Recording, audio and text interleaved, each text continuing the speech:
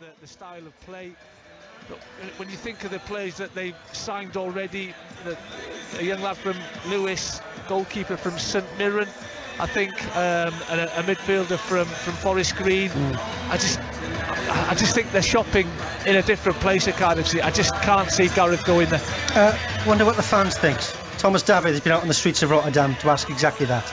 A lot of speculation about Gareth Bale's next move. Where would you like to see him end up? Wrexham.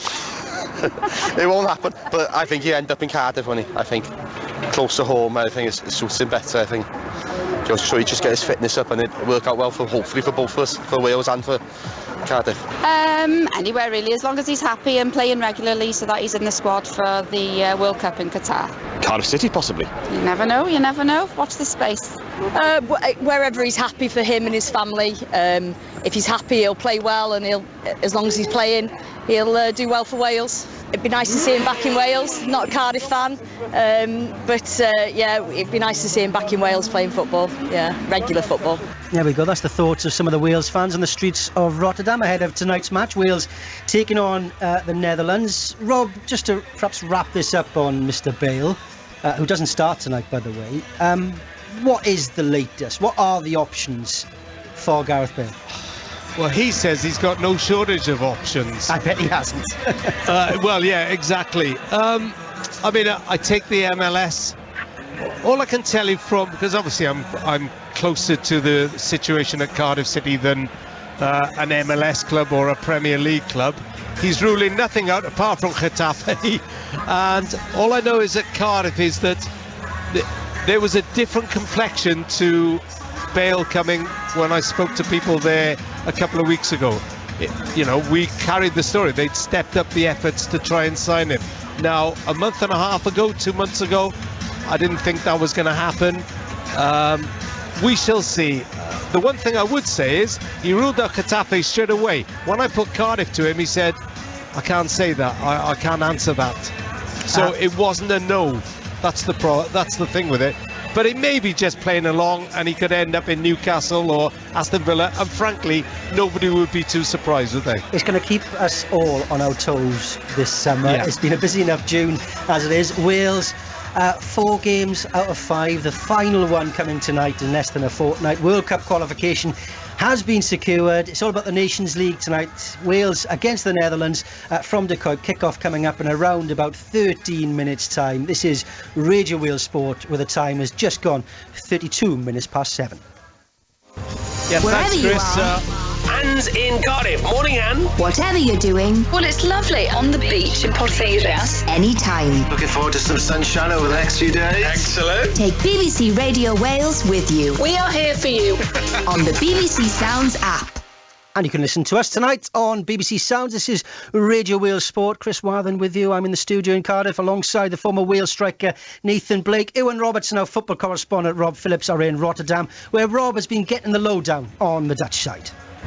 Yeah, thanks, Chris. Welcome back to the stadium. I've got with me Willem Wiesers of the Volkskrant, who covers the Netherlands team.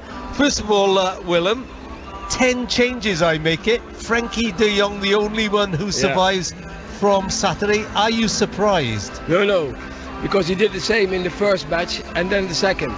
So the first match against Belgium, they played with their A team. We may not say it from him, A team and B team, but we say it's an A team. And then the second match against Wales, he played with the B team, in fact. Now against Poland, he played again with the A team. And now again, they play with the only surprise is that Frankie de Jong is playing. We thought he shouldn't play today, but maybe Frankie de Jong himself said, okay, coach, let me play. And otherwise, he's a sort of the pivotal point of the team. So he's very important for the team. He lets the others play football. When Frankie de Jong is in the team, then other people can play football. So he's very important. And up front, figure well known to Tottenham fans, Janssen, who plays now his football in Monterrey in Mexico. It's a surprise for us too. He wasn't in the national team for 5 years. He got his transfer to Tottenham for more than 20 million euros. Then he played nothing for Tottenham, a little bit. Then he went to Fenerbahce, he didn't play. Then he went to Mexico and we lost sight of him. So it is a big surprise. But Van Gaal, he said he wants a player, a real attacker who is in the up front and stays up front. Like Depay is always going to wander around, and when he's not getting balls, he's go back to the midfield, and he wants a striker which stays up front. So he wants to try him. I think when he plays good today, he has a chance to go to the World Cup. If he is not playing good, then he will disappear from the team. Overall, how do you think the Netherlands are shaping up? I make it, 161 days to the World Cup. How do you think the Netherlands are shaping? And how would you rate them among the betting for the World Cup? No, I think when they reach the quarterfinals, that's quite a good job. But they say they want to be the world champion. Of course, that's only a small chance because we are a small country. We were 3 times in the final, but always lost the final. But Van Gaal is his last job as a trainer. He definitely wants to win the world. He says all the time, he says, I want to win the world championship. And that's very important, very difficult, because after the first round, then you get a knockout. It's always, you never know. But last time when Van Gaal was the coach, they were in the semis against Argentina. They lost the penalties. So they were very close to the final. And Van Gaal always said, if we had the chance to play against Germany in the final, we won it. Tell me this then, what have you made of Wales in these games? I like them quite much. I like the team. I saw the match against Ukraine. That, of course, was the most important match. They played fantastic. It was also the worst match for Wales in their game so far. Yeah, but there was, of course, much tension. Yeah, absolutely. But the atmosphere in the stadium was fantastic. The atmosphere in total with the Ukrainian players, with the war and so on. But I think that Wales has a quite good team. It's not, when you look to the qualities, then Holland has more. But Wales has the passion. Wales is sympathetic for everybody because it's a small country, and small country with football. It's only a pity that Gareth Bale doesn't play, because we all want to see him play. He's a fantastic player. He didn't play with Real Madrid this season, and now he does play in the national team. So yeah, I know for physics maybe he has to be a little bit careful. But I would like to see him play tonight. Well, you never know. He might come on as substitute. I hope so. I hope so. Listen, thanks for joining us. And make sure this weather stays for the next few hours, because the sunshine has been fantastic in Rotterdam. It's really good build-up for Qatar. Yeah, that's build-up. But in Holland, many people are very critical about Qatar because of the circumstances of the workers in the stadium. Yeah. So for me, it's a very double feeling for Qatar. I like the World Cup very much. It will be my 8th World Cup, which I cover for the newspaper. But it's the first time I have very mixed feelings about the tournament itself. It'll be my first, because Wales haven't got there for 64 years and I'm not that old. Well, thanks for joining us. Have a great evening. Thank you. Cheers. Good luck. Good luck. Thank you. Great to hear the views from the Dutch side there. De Kuip looking resplendent as ever. What a stadium it is in the heart of Rotterdam. The atmosphere is building. The teams are in the tunnel. Former Wales striker Iwan Roberts. What do you want to see from Wales tonight? Because they have been competitive. They've been fearless. But with the amount of injuries, is this game too far? Possibly not, because the Dutch have made numerous changes as well. Only the one player starting that we'll go on about. It's an inexperienced Welsh lineup, but we've got 115 more caps in our starting 11. I worry about goals, Chris. I have to say, I don't think we're a team that are full of goals, and I think our record in recent weeks, recent months shows that. But I want us to. I looked at that game on. You forget what on Saturday night against Belgium, and I thought we started so well. We started a high-tempo game. We pressed.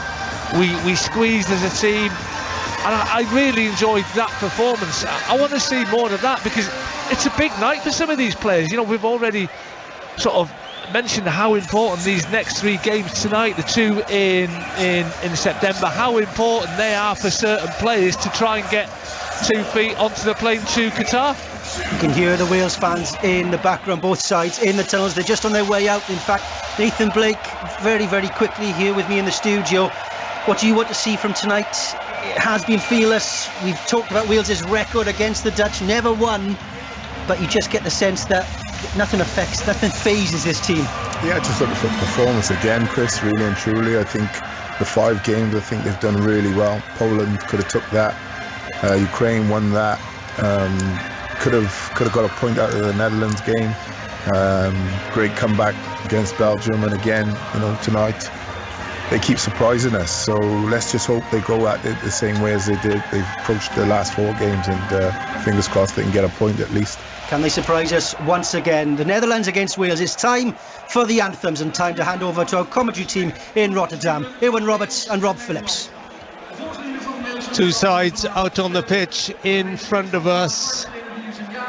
And if I look to my left, high up in the stand, there are 2,500 Red Wall supporters ready to give full voice as ever to Heenlaad van Hadai.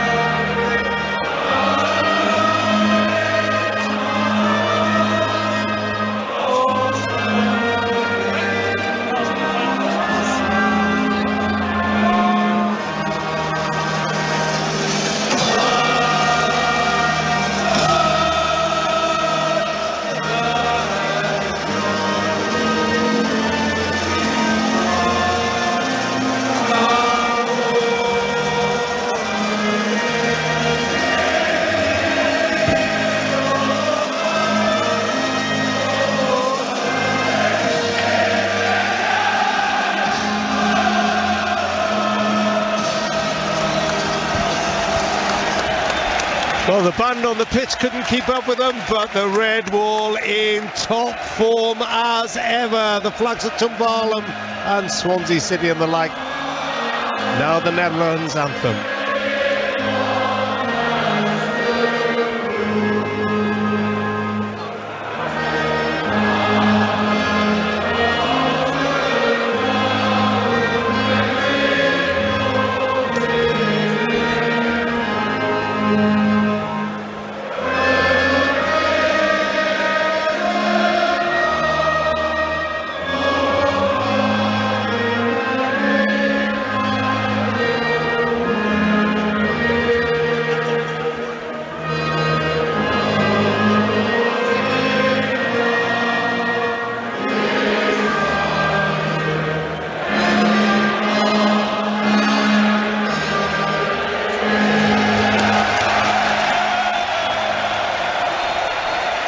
Well, other than the red in the top tier of the stand to our left, it is a sea of orange.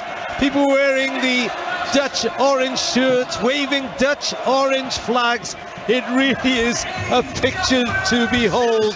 As the sun just goes down, Ewan Roberts gives a sigh of relief that the sun is now not scorching his skin.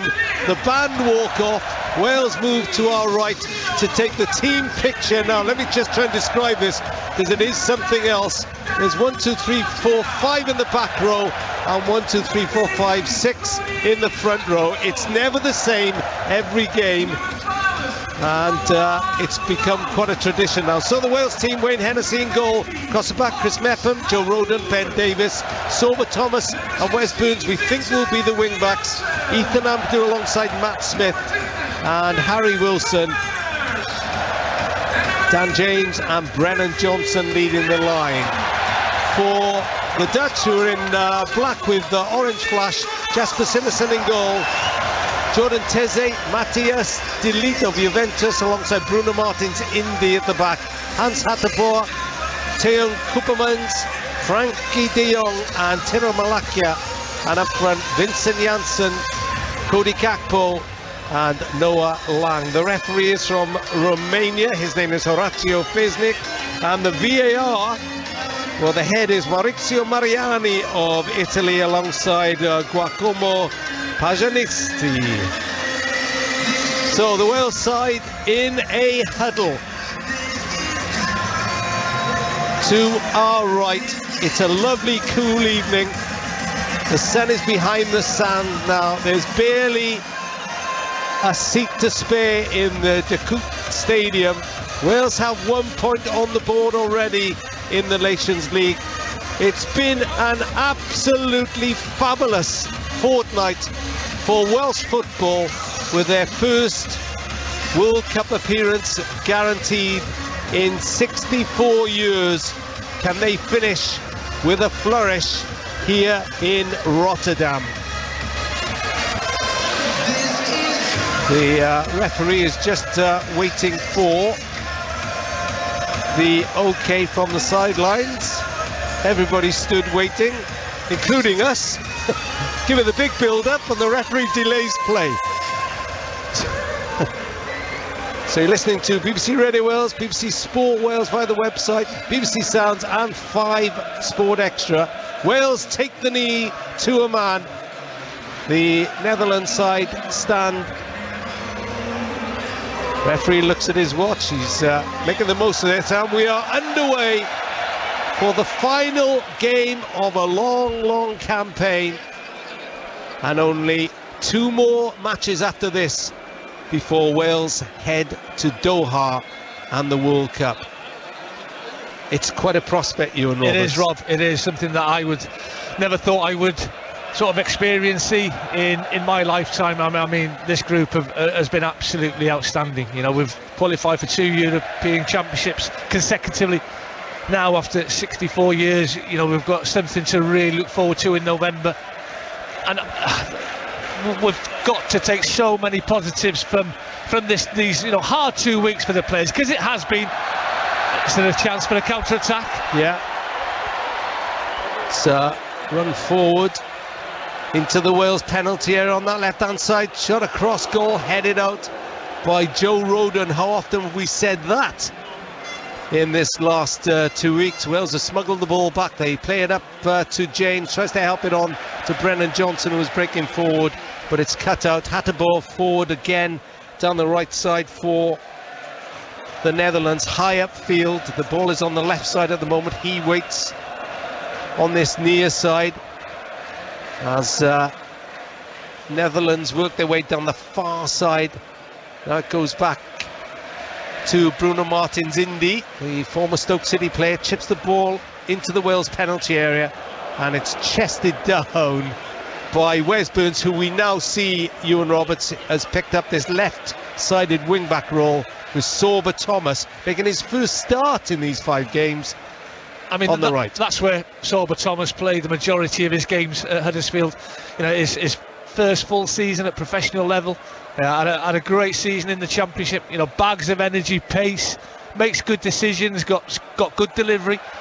And we anticipated that Wes Burns would start on this left-hand side. You know, really good season at Ipswich, was chosen for the League One team of the season. You know, he showed what he's capable of doing, especially in that first half. In the first game of these 5 against Poland, I thought he was very good, a real threat going forward. Wilson, that's almost a really good ball, cutting the defence out for Sorba Thomas, but it was Martins Indy who just recovered. Rodon heads it forward, comes back to Joe Rodon in midfield. He chests it down to Matt Smith. Oh, Smith has lost it to De Jong. Danger here as Netherlands break through the middle. Still not cleared, and it is now. It's Chris Mepham who got there. And it was Janssen who was marauding forward. That's poor from Matt Smith. Gives it away far too cheaply around that centre circle, but it's really good defending by Chris Mepham, who's been very impressive in these last few games.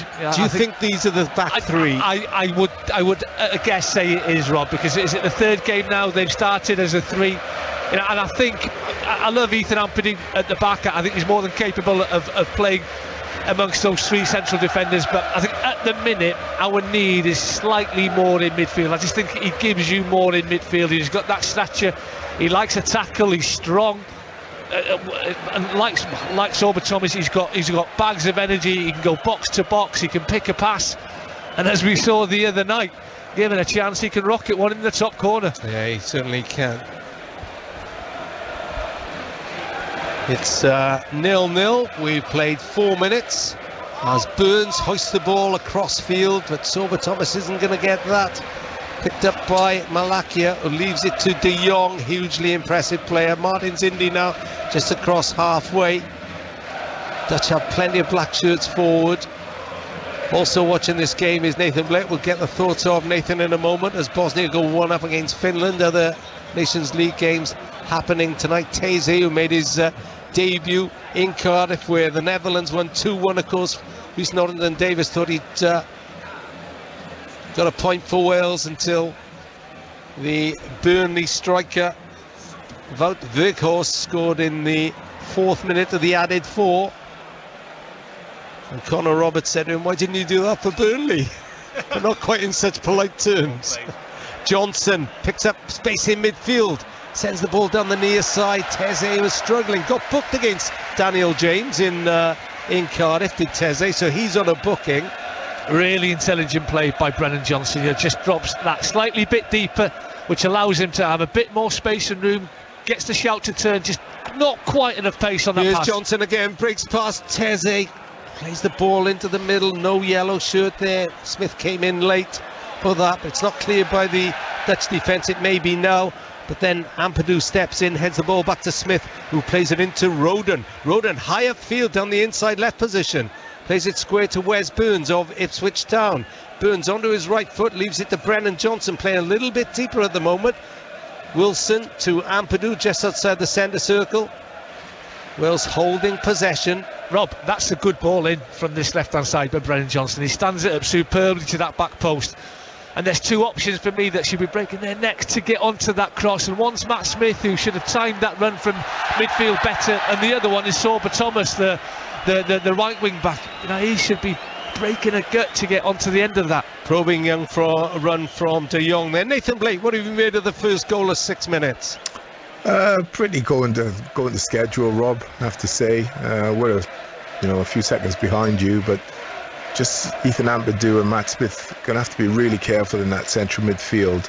Just seeing Frankie de Jong, Rob Smith, and it's Frankie de Jong is one of the top midfielders in the world, so Smith is going to have to really be on his toes and going to need a lot of help from Ampadu, who's the senior pro in there at 20 years old. So it's going to be important that Wales really solidify that central midfield position. Hatterbo got forward then to win the game's first corner. Nathan Blake and Ewan Roberts. Nathan Blake watching from the comfort of the studio in Cardiff. Ewan Roberts alongside me here at the Feyenoord Stadium in the port of Rotterdam. Corner on this right-hand side. It's 0-0. We played nearly 7 minutes. Important Wales don't concede early here. Headed away again by Roden. And little touch. Picks out Sorba Thomas. Thomas plays it forward to Wilson. Wilson turns away from De Jong. Had his shirt tugged. And wins a free kick for Wales on halfway 0-0. Did really, really well, Harry Wilson. I mean, it's a lovely little layoff straight to Sorba Thomas, who then, finds Harry Wilson in turn under pressure. Being defended from back and from the front. He does ever so well in the end, Harry Wilson. Wales played 9, lost 9 against the Netherlands. It's nothing to shout home about, that's for certain. But I thought we were ever so unlucky last week, Rob. If you look at the stats, the Dutch had a little bit more possession. That's a much better ball by Matt Smith down the inside right position. James was running in behind, and he's forced Delete to loft the ball up for Wales's first corner. I think that's what we have to do more in the opening 20 minutes of games. They're playing with a back three. There's plenty of spaces down both channels. Turn them, plant that little bit of seed of doubt that everything's not going to be in front of the Dutch back three. They're going to be turned. That was a really good ball from Matt Smith, and when you've got the pace that Dan James and Brennan Johnson have got, they're going to cause problems. Now Brennan Johnson is making a nuisance of himself inside the 6-yard box. He's not the biggest of strikers. Wilson is poised on that right hand side. Looks as if he's going to swing it in left footed. Mepham and Roden are up from the back. Well, that was easily cleared away by De Jong. Sorba Thomas took a chance then, but managed to nick it past Janssen, then runs into traffic. Smith will have to get across it on the far side. James is back there now. It's with De Jong just inside his own half. Now he cruises across halfway Frankie de Jong. Nathan Blake said it, one of the best midfielders in the world, heavily linked with Manchester United. 9 minutes gone. Netherlands 0, Wales 0. And this is the impressive Delete, the Juventus centre-back, captaining his side tonight. And we can see there, Rob, we've spoken about it already, De Jong. You can see Brennan Johnson, he's dropping. Oh, Molasses in behind the Wales defence, he's found. But two players sweep on the crossfield ball from the byline. It's cleared away up towards Martins Indy, who ducks out of the way. And it's collected by Delete. I mean, Malacia was a real threat last week in the Cardiff City Stadium, and he's made a really good start to this game. Very, very quick down that left-hand side. He certainly is.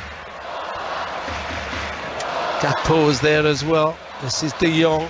De Jong threads it forward just a few yards. Little 1-2 on the edge of the Wales box, but Wales has smuggled the ball away.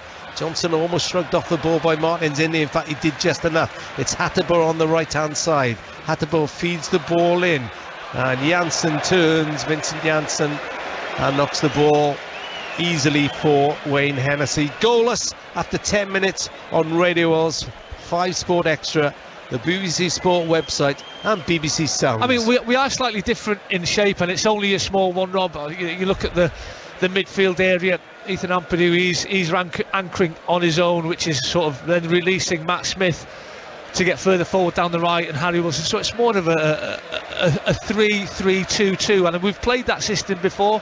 You know, we've played it before when Aaron Ramsey's played alongside Harry Wilson a bit further up top with Dan James and then Gareth Bale. The players are, you know, they do know this system. I just look at the wing backs, you know, Wes Burns and Sorba Thomas, very inexperienced. Very high up the field. They are very. Oh, they've got to play like wingers, haven't they? Yeah, they have. And the ball is swung out to Burns on this left-hand side. Headed down for Wilson. Exchanges passes with Ampadu, then loses the ball to Coop Miners, who scored in Cardiff. Janssen inside right position, sets up Coop Miners again. And what a recovery by Matt Smith. Just threw himself in the way. And then it's a ball floated into the penalty area that time by Macalia, and cleared away by Burns, looking for Brennan Johnson. Just got to look after the ball a bit better, Rob. You know, the opportunities that the Dutch have had to go forward and put good ball into the Wales box have come from our mistakes. You know, at the minute we've been a little bit sloppy. I think it was Ethan Ampadu that time just gave the ball away far too cheaply in his own half. But as you say, I mean, it was a great challenge in the end by Matt Smith, making all that effort to get back as Cooper Miners pulled that left foot back. Somebody's got a disco going on to our left. Are we missing someone? We not had the invite to the party? Johnson back heel. I haven't quite heard the music that loud. Great atmosphere though, and so picturesque here. It's an ageing stadium, Rob, isn't it? But it's, I mean, inside it's absolutely outstanding. It is. It's ball shaped and every fan covered just about, I'd say, although the ones in front of us are probably at risk. In fact, if the rain drops off the roof, they are in big trouble, aren't they? But Rob, we are not getting rain tonight in this heat. No. Famous old stadium. I remember Peter Weir scoring the winning goal in the European Cup final here against Bayern Munich for Aston Villa in '82. And I always thought I was older than you. Did you not remember that? Yeah, I do actually, yeah. 0-0 in this Nations League A group, the elite level of the Nations League. Wales worked so hard to get to this level, but of course the sole focus of this fortnight was to qualify for the World Cup, which they've done. A ball into the Dutch penalty area, only half clear towards Ampadu, sets up Wilson 25 yards out. Burns overlapping down the left hand side, plenty of Dutch defenders back. Burns onto his right foot, lays it back for Wilson into Brennan Johnson, arcs away from the penalty area. Ampadu drives forward inside left position, and he just was shrugged off it by Gakpo, who was back defending, and then Gakpo leaves Wes Burns for dead. He's been pursued by Harry Wilson. Crossfield ball. It's a really good ball too to Noah Lang. Lang now attacks Mepham. A low shot. Wayne Hennessy has no trouble with that. That's good play by Gakpo saw him twice this season in the Europa Conference League semi-final for his club PSV. I think he's the youngest captain in PSV's history. Loads of pace, good decisions, drove forward, then picked out Lang, and it was a poor effort in the end. A comfortable save by Wayne Hennessy, but once again we gave the ball away too cheaply. Matt Smith looking for Brennan Johnson when that ball wasn't really on. Just keep it moving, keep it simple. De Jong, but that's a really big interception by Ampadu. Johnson heads the ball on. We'll bring in Nathan Blake in a moment.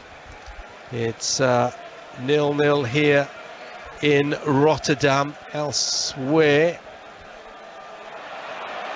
in the Nations League, Luxembourg have just taken the lead against the Faroes, and I thought I saw that. Yeah, Germany won up against Italy in England's group. England are still goalless with Hungary. Nathan Blake, 15 minutes gone. We'll bring you in a moment as De Jong trots forward over halfway. You just have to be careful every time they're on the ball. Teze lays the ball forward, little touch back to Janssen. Janssen thinks about shooting, instead goes wide to Malacia. Malacia infield to Gakpo. They didn't read each other then.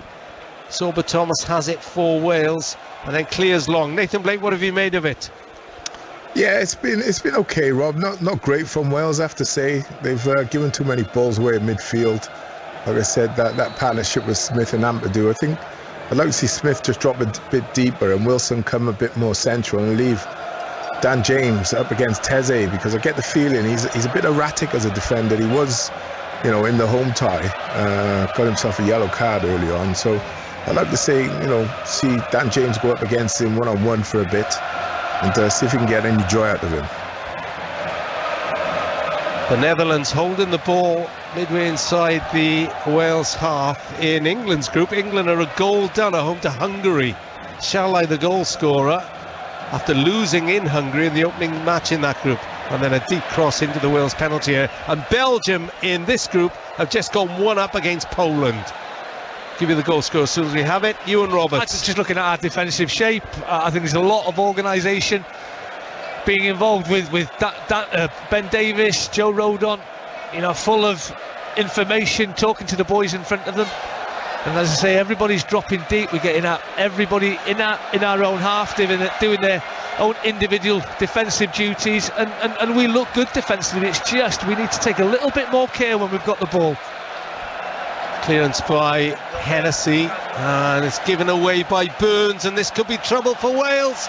They've not dealt well with it. Shot on the turn, and it's a goal by Lang. Noah Lang. It all came from a Burns mistake. He gave the ball away. Lang twisted and turned on the edge of the Wales penalty area, and then a firm right-footed drive into the corner of the net. 17 minutes gone. Netherlands 1, Wales 0. As you say, Rob, it's a poor mistake. It's a poor decision by Wes Burns right in front of us. He's in our own half, and I know we're in Holland, but he tries to Cruyff turn, and he gets robbed of the ball. His pocket gets picked, and there's another opportunity for Holland to counter-attack. We've got two defenders on Noah Lang, and he twists and he turns, and he just finds that little bit of space in the D. It's a well-struck shot, and there's nothing that Wayne Hennessy can do, but it's such an avoidable goal. Wes Burns, it's a poor decision at international level to do what he did in his own half. And it's his first goal for his country. Nathan Blake, that was an emphatic finish. Yeah, really good play by Lang, and him and Malaysia look really dangerous, Rob, coming in late with late runs and what have you. But yeah, Wes Burns has got to do a bit better there. He'd be disappointed with that. But you can't take nothing away from the finish, and it's been looking that way. It's been looking like if they get a goal, it's not through great play. It'll seem to be coming from one of our mistakes. That's probably the third or fourth, maybe fifth mistake made in the opening 15 minutes or so. So Wales give themselves a mountain to climb, but need to cut those mistakes out sooner rather than later. They do. I think they've been much better in this summer in defending around their own box, but they'll be disappointed with that as De Jong weaves his magic in midfield, rides a couple of challenges. Hadebo's forward down the right-hand side. Danger here. And we know what can happen in the Netherlands when they get the bit between their teeth. they are quite capable of really battering Wales. I won't mention Eindhoven yet because we're nowhere near that, but you know what I mean.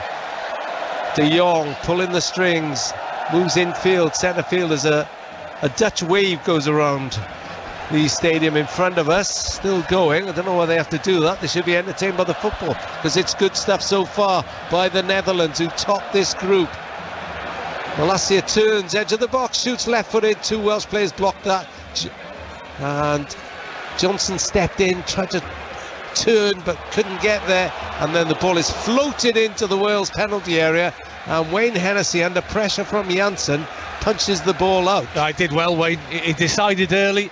Nice early shout. There's a late run by Gakpo. But in this system, your wing backs are absolutely pivotal. They're so important. And at the minute, Malacia and Hatebo, the left and right wing back for Holland, are having a far better time, especially going forward, than Wes Burns and Sorba Thomas. Koopmeiners robbed by Ben Davis, and then Johnson is caught by Bruno Martens Indy, and the referee, Horatiu Fisnik of Romania, is on the spot. Well, and I think that's going to be a yellow for Martens Indy. I'm not surprised. He leads with his elbow. You know, he can tell he's going to get nowhere near the ball. He can tell with a flight of the ball up to Brennan Johnson that Brennan's always going to just flick that ball on, and he's clumsy, and as I say, he leans with his elbow straight into the head of Brennan Johnson. Thankfully, Brennan's back on his feet. But good refereeing for me.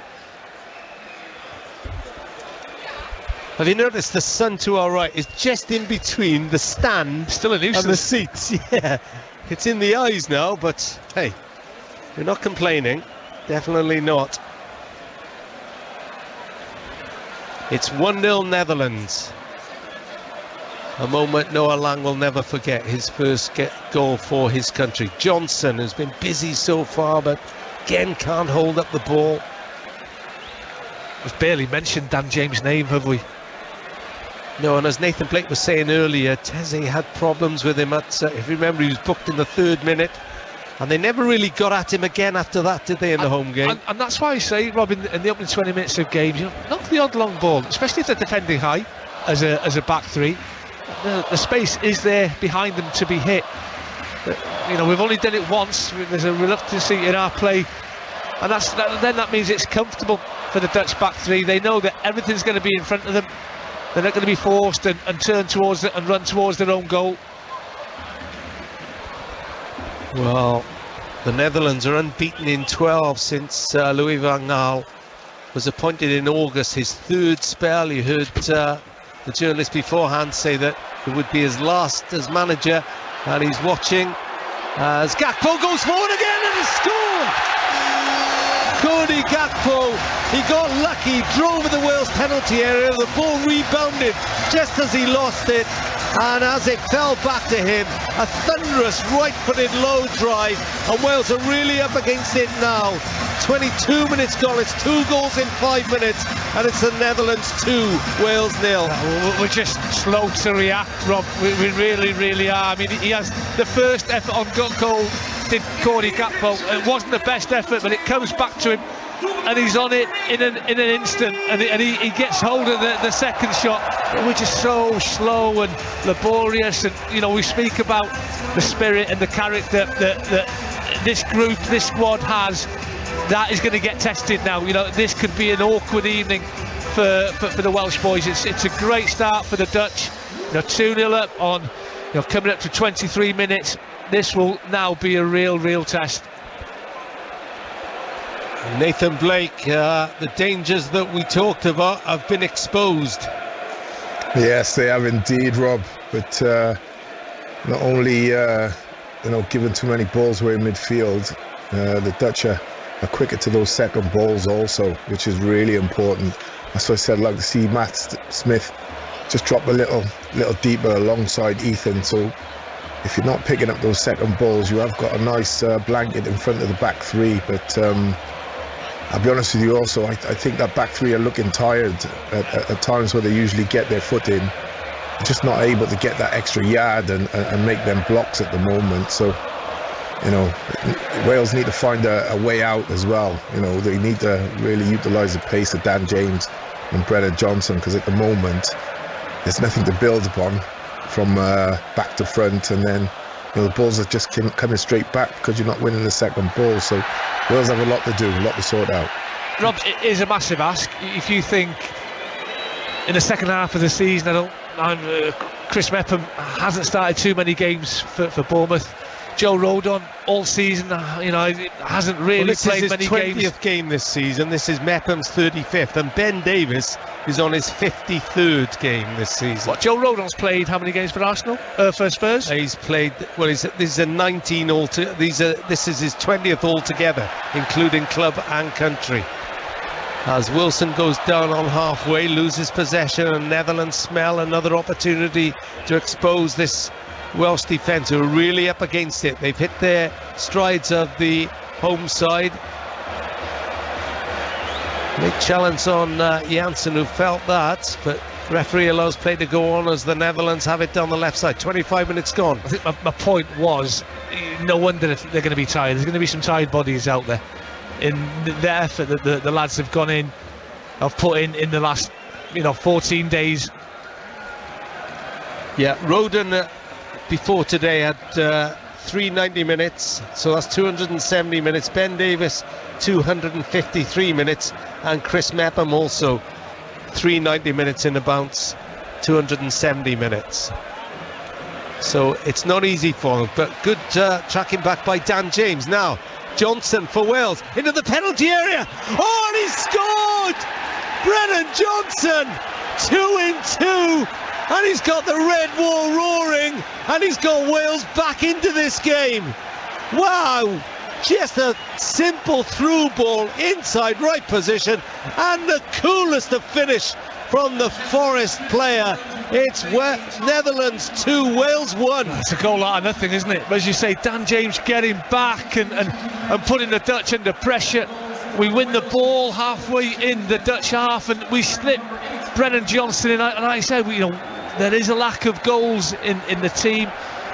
I think in the last 7 games we've only scored more than 1 goal in a game just once, and that was against Austria in a hugely important goal. And we need to be more composed, keep our cool when we get these opportunities. Well, that's exactly what Brennan Johnson did. He's not clean through on his own. He hasn't got the goalkeeper to beat. There's a defender getting back, but it's such a clinical shot.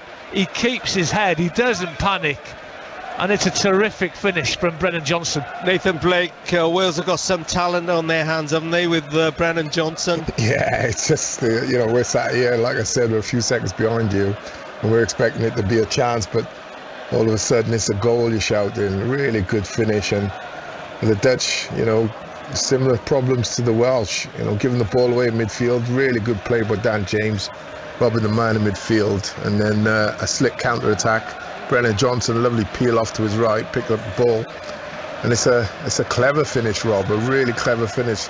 Doesn't strike it. I thought he was going to put his laces through it. He doesn't, just side foots it low, direct, and you probably find the keeper's moving the wrong way, just misfoots the keeper, and really good finish. Good to see Wales get back in.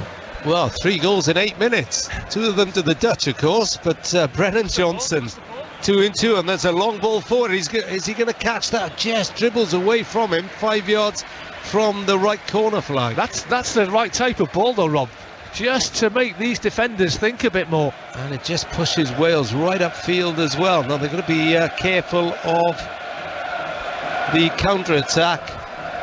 I mean, it's a great reaction from the lads, to be fair. Having conceded that second goal, you just got the feeling it could be a long night, but no better way to bounce back than to get a goal back and half the Dutch lead. How many times do we say it when you go 2-0 down that the next goal is so important? Had the Dutch gone on and got a third, then it probably would have been good night Vienna, but the lads have got themselves back into this game, and it's that man again, Brennan Johnson, absolute superstar in the making. Well, the Netherlands have conceded in all of their Nations League games so far. They won 4-1 in Belgium. What a great start of the group. Then they won 2-1 in Wales, and they drew 2-2 here with Poland. And it's 2-1 now in the Feyenoord Stadium in the port of Rotterdam. Hateboer robs Wes Burns. Silerson of Valencia doesn't get too much on the clearance. Amadou, bit of an aimless header. I don't think the Wales players retreating can go for that because I think they were offside. Should have had a shot to chest it down, shouldn't he, at time there? But then I think you need a call, Rob. I think you need that information being given to you. You know, you don't know if someone's going to close you from behind. I just think he mistimes his jump. I think that's the only reason that it wasn't the best of headers from Ethan Ampadu. Should tell you as well, there's still one World Cup place up for grabs in Qatar. It's the North America against Oceania playoff, and at the moment it's Costa Rica 1, New Zealand 0, and they are coming out to the hour mark in that game. Costa Rica 1, New Zealand 0. That's being played in Qatar. Rory Fallon, of course, one of the New Zealand assistants, former Swansea City player and sometime Radio Wales summariser. Wales have to defend again, though, as there's a break into the Wales penalty area, and there's just a little nudge, and I think there was an offside flag up anyway, so it's a goal kick. What does that do to a team, Nathan Blake, when they pull back a goal within just a few minutes of going 2 down? Oh, well, it's a massive confidence boost, because you were looking, Rob, and we were wondering where the goal's going to come from, if we get a goal at all. It really looked like an uphill struggle once that second goal went in, but it's what we say, it's not luck, it's pure resilience from Wales, and great finishing, get themselves back in the game and boost their confidence. So, 2-0 down, going in at half time, if it remained that way, was going to be difficult, but giving yourself a chance to get something out of the game, especially second half, it's a massive confidence boost. Wilson dropped deep to play a probing ball out to this near side, the Wales left, here on Radio Wales, the BBC Sport website, and 5 Sport Extra. It's on BBC Sounds too, so an array of ways you can listen to Netherlands 2, Wales 1 in the European Nations League. Netherlands top in the group going into this game with 7 points, Belgium on 4, Poland on 4, Wales just the 1 from that point they gained against Belgium at the weekend. I lost all track of the days, you and Roberts. I don't know about you. All I know is a 5th game in a fortnight. That's the easiest. That's all we need to know, Rob. Yeah, and Wales are through the World Cup. Did you know? First time in 64 years. Just looking at Harry Wilson, he's dropping slightly deeper as well now, making a 3 in midfield. That's it. Oh, he was caught late there. Ben Davies was caught late there. That's going to be a booking for Toon Koopmeiners, the Atalanta midfield player who scored against Wales in Cardiff. Second yellow for the Dutch. Yeah, just talking about Harry Wilson, he's dropping slightly deeper, and he's moved to that right-hand side now, where he is starting to get a bit more effect, a bit more of the ball, a little bit more freedom to dictate play. Free kick taken inside the Wales half. They go across the far side of the field, where Chris Mepham of Bournemouth slides it in short to Harry Wilson, previously of Bournemouth, now heading to the Premier League with Fulham. Ball fired forward this time by Mepham, but he looks up to the sky as if to say, why did I do that? Just got to feel that ball. Strong. Just got to feel that ball into Brennan Johnson. As Chris has got his head up, he can see that the lick has dropped. He's expecting that ball, and that's when your defender's got to make the decision. I'll just clip this one into the chest of the centre forward. Oh, Mepham barged into Bruno Martins Indy then. Janssen boots the ball away in frustration at the referee, blowing for a free kick. Rob, I can't blame him, because I think he was onside, wasn't he? Had he thought for a second or two, the referee, he might have let play carry on, because Janssen's taken that ball down on his chest, and he's got a 1v1 against Wayne Hennessy, and a great chance to score the Dutch third goal.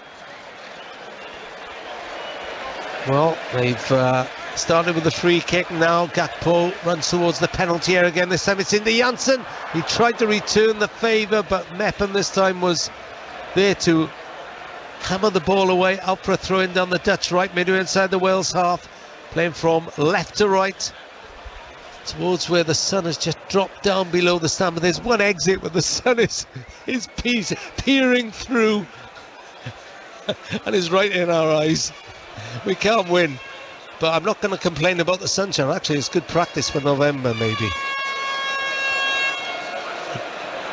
Little 1-2 on that left-hand side. Sorba Thomas went with the runner, who was Malacia, wasn't it? The wing back. Yeah. Nice little quick 1-2 with Gakpo. But Sorba Thomas did well, to be fair. Thought he'd got his body position slightly wrong by not being able to see the ball and the man he was supposed to pick up, but got back quickly. He plays his club football here, does Tiro Malacia. Plays for Feyenoord. Curling cross into the Wales penalty area, headed away by Mepham. It's kept in by De Jong. Pursued by Wilson.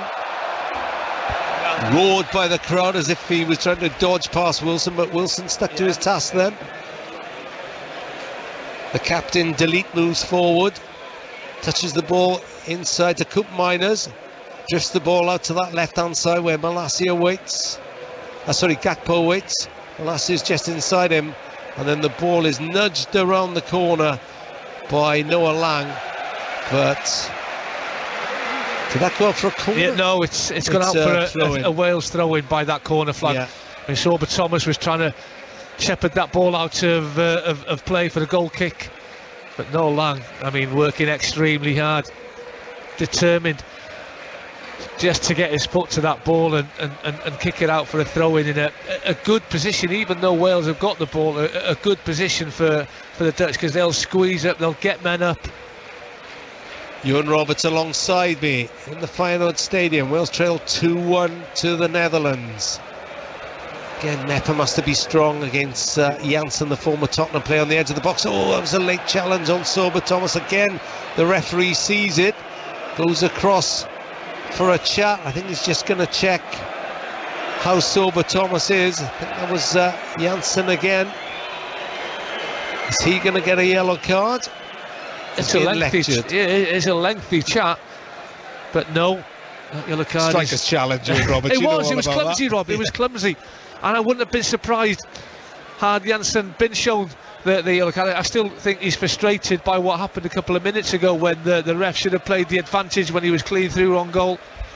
But you can't go about kicking players like that. Smith is almost caught, but ball forward looking for Dan James, who's popped up on the left hand side. Martins Indy was just about equal to that. He was stretching to head the ball, a lot taller than Daniel James, who'd scurried in behind him, behind the former Stoke player. Teze wide to Hateboer, right hand side. Burns comes across to get his body in the way. That's with Coop Miners. Turkey have gone 1 up against Lithuania. England still trail Hungary by a 0-0. Germany lead Italy 1-0. And in this group, Belgium are leading 1-0 in Poland. That's the sort of result Wales want. I'm just looking at Ethan Ampere at the minute, Rob, and he's chasing everything, to be fair to him. But he's going on his own. You know, no one's going with him. He's coming out to the right-hand side, then he's squeezing on De Jong. He's going to his left-hand side, then he's trying to win the ball back on his own. As I say, he's going on his own. Well, Wales have got to get numbers up in support. He's another one of these Wales players whose future, I suppose, is uncertain this summer. Been on loan at Venezia in Serie A. They were relegated, but he did really well. Played all over the place for them. He did, Rob, didn't he? Played in a back three, played in the position that he's playing tonight for Wales. He played right back in a couple of games for them. Gakpo wide to Malacia, left-hand side. Sorba Thomas watches the step-overs. And again, it's Janssen with a challenge from behind. This time on Ampadu, who's back helping up the defensive line. Free kick. There's not the zip in our play, in our passing that we had against Belgium. I mean, Belgium had a real competitive edge, competitive game to us. It was a really good performance. This has been a bit slower in possession, slower in movement, and understandably so. Was Harry Wilson brought down then? He thought he was. He appealed to the referee and the fourth official, who was closest to it, but no action taken. Frankie de Jong. He glides across the turf, doesn't he, De Jong? Really gets acceleration without looking as if he's running too fast. Amar Rahid.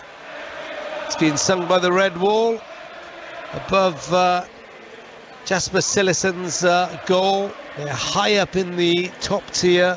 Must be what, 1, 2, 3, 4 sections of Wales fans in their bright red shirts. AFC Tumbalum, Swansea City, flags draped over the stand.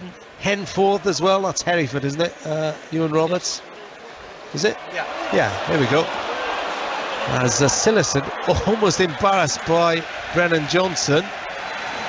I would have been embarrassed because I was looking up at the stand. He's just chased a lost cause. There's a ball been passed back to the goalkeeper, Jasper Sillessen, who takes an absolute age to clear that ball, and it's good pressure by Brennan Johnson. Get the goalkeeper's head down. It was a half a second earlier. Might have got a touch to that ball. It's his 63rd cap, Sillessen. In fact, Louis van Gaal gave him his debut against Indonesia. Ooh! Naughty one into the back of Sorba Thomas, gave him his debut in 2013. I've got a feeling that Sorba Thomas knew that was coming. Yeah, and sort of jumped out the way as Malacia sort of just got there. Referee just stares at the distance, doesn't he? Gives the free kick, taken on halfway. Wales get the game moving. Nobody's complaining too much. You're right. I think if he'd been really caught, he wouldn't have got up that quickly, Sorba Thomas, would he? Ampadu tries to give De Jong a taste of his own medicine, tries to glide away from him. Burns down the near touchline, overhits it past Daniel James. Hasn't quite reached the heights that he did on his debut, has he, in Poland. But it was tremendous. He got a lot of the ball in that first half, and he cut inside. You know, everything went onto his right foot, and he looked a real threat against the Poles. But you know, I think he struggled a little bit tonight. Wilson prods in a foot against De Jong. This is all happening inside the Dutch half. Then a lovely little ball past Wilson by De Jong. Sends Gakpo moving forward down the left, leaves it to Malacia. Back to Gakpo again. De Jong is there, 25 yards out, moving left. Malacia now has a chance to taunt Brennan Johnson. Back inside though. Edge of the box is Gakpo. Coop Miners is set up by the little dummy, but his shot is blocked from the edge of the D. And a ball into the Wales penalty area is headed behind by Gakpo for a goal kick. Well, 42 minutes gone on Radio Wales 5 Sport Extra, the BBC Sport website and BBC Sounds. It's Netherlands 2, Wales 1. Nathan Blake, important now Wales hold out for the rest of this half. Yeah, if they can, Rob. I know it's difficult in the heat, but you know, Wales have got to, from time to time, look to put a little bit of a press on the Dutch, because as you've seen from Clissen, there are mistakes. I think they'll come later on in the second half when the Dutch tire a bit, but Wales can't afford to sit on the edge of the 18-yard box, which at the moment they're just getting drawn into that situation. I think obviously the release ball is Johnson or Dan James, and also the two wing backs got plenty of pace with Harry Wilson in that central position as well. So if Wales can just find a way to keep the ball 3 or 4 passes and then look to release, I think they'll get a lot of joy out of this back line of the Dutch, because they seem to be quite open. Plenty of strike talent with me tonight. Ewan Roberts alongside me, Nathan Blake in studio. Couldn't argue with you two on a dark night, that's for certain. Janssen tries to switch play, but it's cut up by Sorba Thomas in the right wing back position. Mepham chips it down that right touchline. Johnson makes a nuisance of himself. Martin's Indy was strong, finds De Jong, and there's always problems when he's on the ball. Steps away from Matt Smith, but good challenge again by Mepham, who I think has done really well this fortnight. He's really enhanced his Wales reputation, but Wales have to defend again as Malacia is on the overlap, crosses into the middle. Hateboer head down, and he headed it into the ground, and Wayne Hennessy just collected it fairly easily and throws out to Daniel James. Wes Burns does well there, because Hateboer, you know, he's got a 6 foot plus, he's on that back stick, and Wes Burns, he knows he's under pressure, but he just backs into Hateboer, which means he doesn't get a clean header. It's it's a weak header in the end, and it's a comfortable save for Wayne Hennessy. We call him the mad horse because of his runs up and down the line. And they both have, haven't they? Hatibo down this right-hand side, Malasha down the left-hand side. Oh, that's a poor ball by Wayne. It was. He's given the ball away, and a low shot by Janssen. Well, he hasn't played for his country since 2017, the former Tottenham player. Plays for Monterrey in Mexico, but he's desperate to score, isn't he? He is. I mean, I'm not too sure why Dan James is dropping so deep, 10 yards from his own penalty box to receive that ball. But once he's done that, I don't think Wayne should be passing it out to him, because he can see that Dan James is under pressure from Janssen. And we're fortunate in the end, because it's a well-struck left-footed shot by Vincent Janssen, which goes past the left-hand post, scrapes the left-hand post of Wayne Hennessy's goal. It did. Wales keeping the ball in midfield. Wilson turns. He's just shrugged off it though. Martin Zinzi will play it back to Sillison. It'll be interesting to see now as I peer across to the far side how many minutes of added time are going to be added on. Just the one. Netherlands lead 2-1. Wales back in this with Brennan Johnson after a strike on 17 minutes by Noah Lang, and then 5 minutes later Cody Gakpo, and Hataboa is charging down the right side again. Wales really do have to hold out for this next few minutes. The ball threaded into the Wales penalty area by Lang, but it's easily collected by Wayne Hennessy. Good defending by Chris Mepham. He's gone with Gakpo's run, just made sure that ball didn't get quite through to Cody Gakpo. I've been very impressed with Chris Mepham in these last 3 or 4 games. The feeling that I got watching him play, that there was always a mistake in him, that he'd always give the opposition centre forward an opportunity. But it just looks as if he's got that out of his game, that he's making far more many good decisions now than bad. And that's the half-time whistle here in Rotterdam. Wales are in this just thanks to Brennan Johnson's second goal in as many games, because they had a real mountain to climb when Noah Lang put the Netherlands ahead on 17 minutes and Cody Gakpo made it 2-0 on 22. But Brennan Johnson stroked home a goal after 25 minutes, and Wales have been able to hold the Dutch since then. Still much work to do. Still though, the game is there for both of these teams. At half-time here in Rotterdam, it's Netherlands 2, Wales 1. And plenty of drama to come still, if recent games involving Wales are anything to go by. Wales trailing though at the break in Rotterdam. We'll get the thoughts of Nathan Blake very, very shortly. But Ewan Roberts, the positive or the negative side? Great finish by Brennan Johnson, but Wales looking sloppy, looking tired at times. I think that's a good word to describe that first half, Chris. Sloppy. We haven't. There's not that zip that we've seen in recent games in this busy period that we have, and it's understandably so. There's some tired bodies out there. There's some tired minds. It's a very warm night here in Rotterdam. And I'm not making excuses for the players. It's been tough for them. They're up against a good side, but we haven't kept the ball as well as what we did on Saturday against Belgium, what we did against Poland. I thought we were probably second best on the night against Ukraine. I don't think that was a good performance, but it doesn't matter. We got the result. But no, we haven't been at our best. We haven't been at our best with the ball. But we've got ourselves back into the game with a terrific finish from young Brennan Johnson. Had you said after we conceded that second goal, 2 goals in 5 minutes for the home side, I thought it's going to be a long night for us Welsh. But to get that goal that brings us back in, and we go in at half-time at 2-1 with the strength that we have on the bench. We've got some big names, we've got some quality if needs be to come off the bench and try and get the equaliser in the second half. So hopefully there's better to come. Hopefully. Ewan, go get yourself out of the sun. More from Ewan and Rob Phillips in Rotterdam coming up. Second half commentary on the way. Nathan Blake, your thoughts on that first half?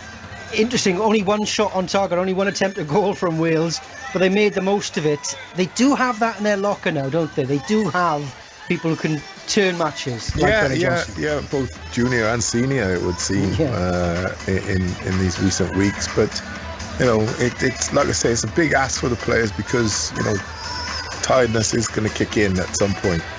You know, it's not just been, you know, easy OZ friendly games. It's been against top opposition with a World Cup, like, you know, final chucked in there in amongst it as well, just for added incentive. So it's always going to be a big ask for them to go again this evening. But, you know, I think if you look at that last mistake by Wayne Hennessy, I think that comes from, you know, what I said just a moment before, from sitting so deep. Dan James is having to come as a striker. You come to help your teammates.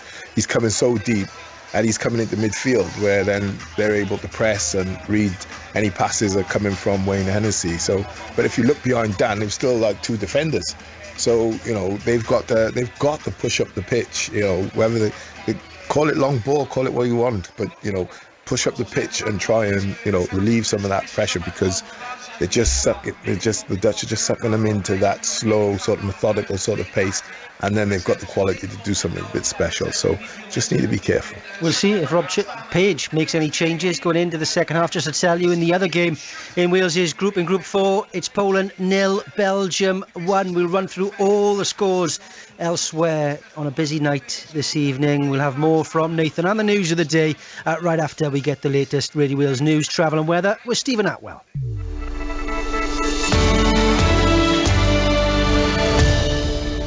Thanks, Chrissy. This evening we'll see some late sunshine. Clear spells will then develop overnight, along with gentle winds, turning a little cloudier in the far northwest towards dawn, though. Minimum temperature overnight, balmy 7 to 10 Celsius. That's the forecast. Johnny's here with traffic and travel. Steve, thank you very much. Good evening. Big problems for the A55. The carriageway is shut in both directions from junction 31 at Kerwis on towards 32. The turn-off at Holywell. A van has caught fire, causing long delays on the live traffic Wales images. And to the northeast of Swansea at Neath Port Talbot, the A48 remains shut in both directions along the Old Britain Ferry Bridge. That was following a serious accident, looking very slow on surrounding routes, particularly along New Road heading up towards Llandarcy. M4 looking lovely and quiet on a positive note, and no reported problems on the trains. Looking at the live departure boards for Transport for Wales. But for now, that's the very latest from BBC Radio Wales Travel.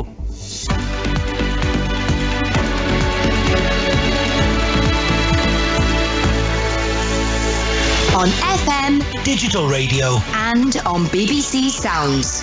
This is BBC Radio Wales.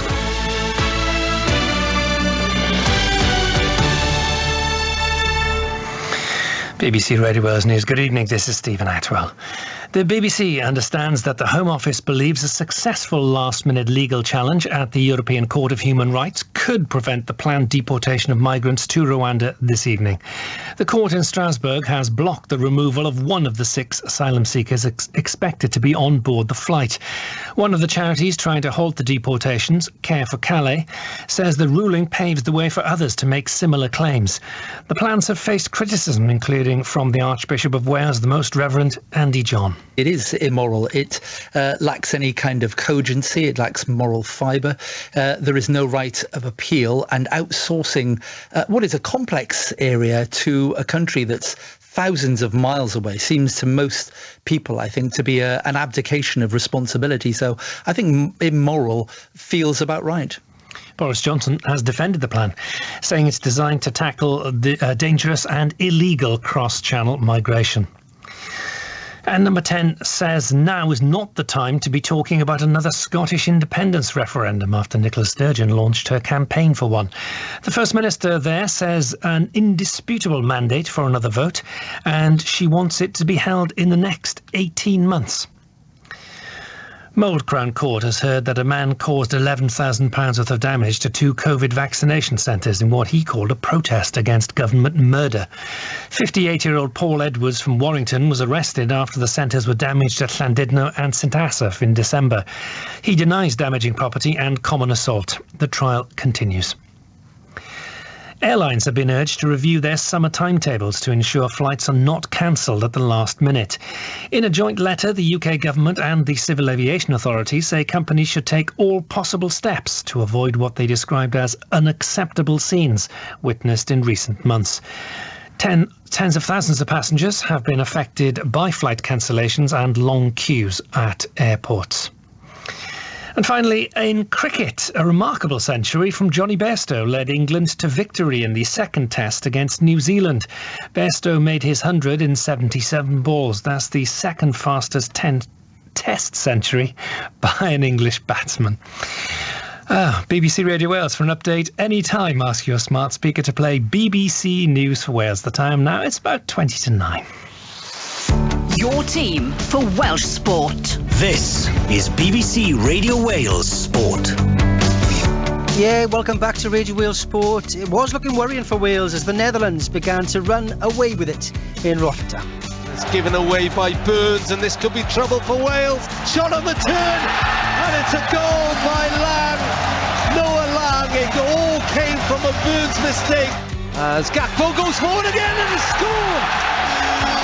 Cody Gakpo, he got lucky, drove in the Wales penalty area, the ball rebounded just as he lost it, and as it fell back to him, a thunderous right-footed low drive. But Wales not out of it yet. Good tracking back by Dan James. Now Johnson for Wales into the penalty area. Oh, and he scored! Brennan Johnson, 2-2, and he's got the red wall roaring, and he's got Wales back into this game. Yeah, 2-2 for Forrest Johnson. Now can Wales find a second? Perhaps a little more late drama. This is BBC Radio Wales Sport with Chris Wathen. Yeah, welcome back, Radio Wales Sport. Welcome back as well to listeners on Radio 5 Sports Extra. Chris Wathen with you for this Nations League night. Wales trailing at the break, though, in Rotterdam by 2-1. We will have more from Ewan Roberts and Rob Phillips out in De Kuip. Nathan Blake as well alongside me in the studio. Just want to run you through some of the other scores, though, including the other game going on in Group 4 of League A, and that's that Belgium are leading Poland by a goal to nil. Michy Batshuayi with the goal for Belgium. Pretty much good news for Wales because they want to avoid finishing bottom. That's relegation to League B in next season. The best chance is of catching Poland, who are on 4 points, Wales on 1 point. They could change that tonight, of course, if they can find a way back into things in Rotterdam. Elsewhere in League A, Hungary are leading England by a goal to nil in Molineux. Real problems for England in the Nations League this year. Germany 2-0 up against Italy. Joshua Kimmich and Gundogan with a late penalty in the first half there for Germany. In League B, Scotland with a 4-1 win over Armenia earlier today.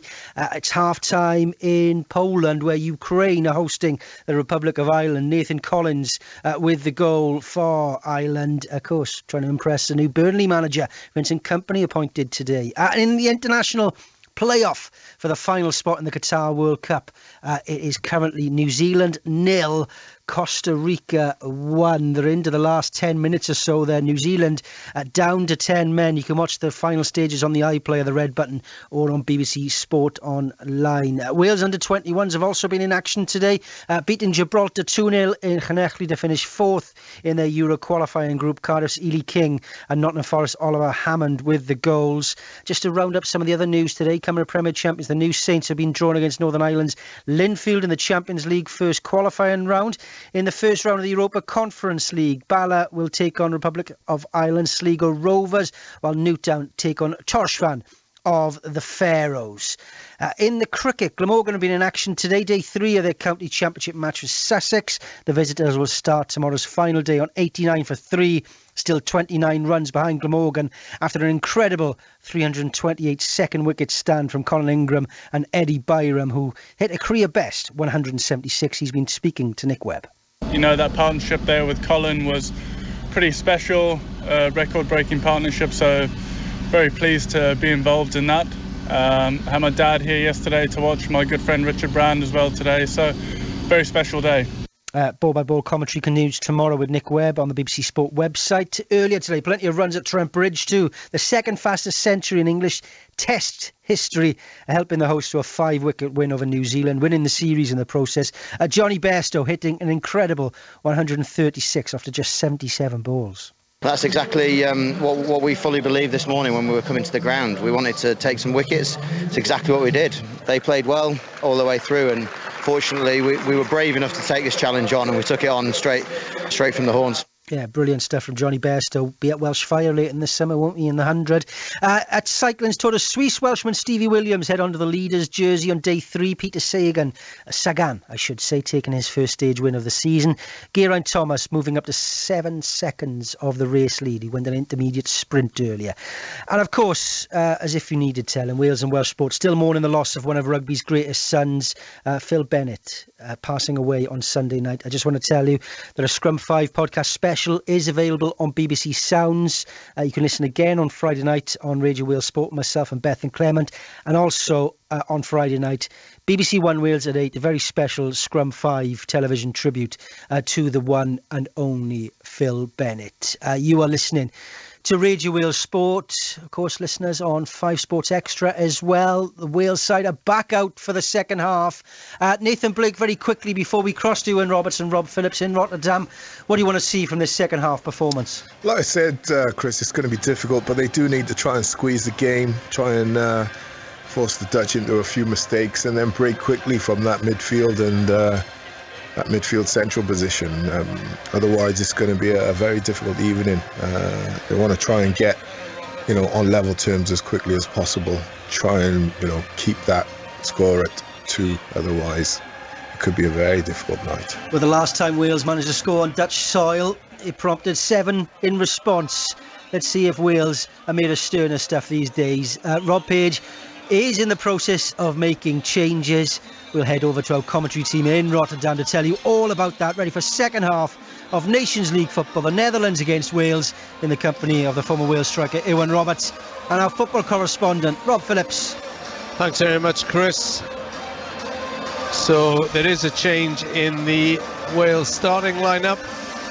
Wes Burns is making way for, pretty certain that's Connor Roberts in the distance. And he's there we are, they've got the right numbers now. 14 on for 23. Remember, Rob Page said on the weekend after the Belgian game that they took him off after just past the hour because him and Ben Davies were on breaking points. But it takes something to break Connor Roberts' energy. So he's come across the right. Sorba Thomas now playing on the left. Wes Burns makes way at half time because he was at fault for the second goal. And changes in the Dutch side as well. Stefan de Vries of Inter is on for Jordan Taze, and Denzel Dumfries is on for Hans Hateboer. Dumfries has scored 2 goals in this tournament so far. One substitution on the side of Wales, player with number 23. And replaced by player with number 14. It's going to be a Dutch free kick near the corner flag on the far side. And it's the sub, Dumfries, straight away. Marauding down that right-hand side, getting himself forward as Hateboer did in that first half. I'm not surprised that Robert Page decided to make a substitution in our wing-back areas. We did struggle in that first half with Sorba Thomas and Wes Burns, and now he's got more energy in Connor Roberts, who will get himself forward. It's a massive part of Connor's game. So De Vries was the captain of the Netherlands in Cardiff. He is on as well, and it's a free kick about 5 yards from the byline, and maybe a bit more than that, 10 yards from the byline. And it's curled in, left-footed low, and Wayne Hennessy was waiting for that. It was Noah Lang who tried to catch the Wales keeper unawares. Got his angles absolutely perfectly, didn't he, Wayne Hennessy? I think everybody in the stadium was expecting... Coop Miners, I think, not Noah Lang, apologies. It was Coop Miners, number 20. I think everybody in the stadium was expecting the cross into the back stick. Apart from Wayne, it was nice and bright and alive. got to get Dan James more effective in this second half, Rob. You know, really mention his name in that first half. So Denzel Dumfries of Inter Milan is down the right-hand side. First touch of Conor Roberts, launches the ball out for a throw-in, which Malacia takes. The Netherlands leading 2-1. They're playing from right to left as Roberts intervenes, and Johnson sends Dan James scurrying away. He will pick that up. Delete has gone with him. James edge of the box, tries to float it across for Wilson. Wilson has to retreat from the penalty area, then loses possession. But it's won back by Brennan Johnson. His shot is blocked on the edge of the box, and then Malacia helps it away. Looking for Janssen. Janssen makes it his ahead of Roden. Good play by the Mexican-based striker. And there's an overlap here on the right-hand side, and Hennessy has to collect, and then he gets really lucky, tries to drive it away, hits a Welsh defender and bounces back into his arms. Oh, Harry Wilson, about a minute ago, makes a great run down that left-hand side, and had Dan James just lifted his head for a split second and played that ball maybe 2 seconds early with a bit more height, it would have reached Harry Wilson. And it was Gakpo had that shot inside right position, and Dumfries is on that right side again. Delete is forward, and Wales are under pressure already at the start of this second half. The Dutch back into their fluent style. Malacia cuts into the penalty area, floats a right-footed cross in from the left. Sorba Thomas now switches to that left-hand side, heads it away on as far as Delete. The substitute Dumfries is on the edge of the box. Delete plays it back to Frankie de Jong. De Jong onto his right foot, moves towards the penalty area, wide for Dumfries again, and it's beyond everybody, and out for a throw-in on the near side. Not quite getting close enough to the Dutch players at the start of this second half. A little bit too much room and space for them to play.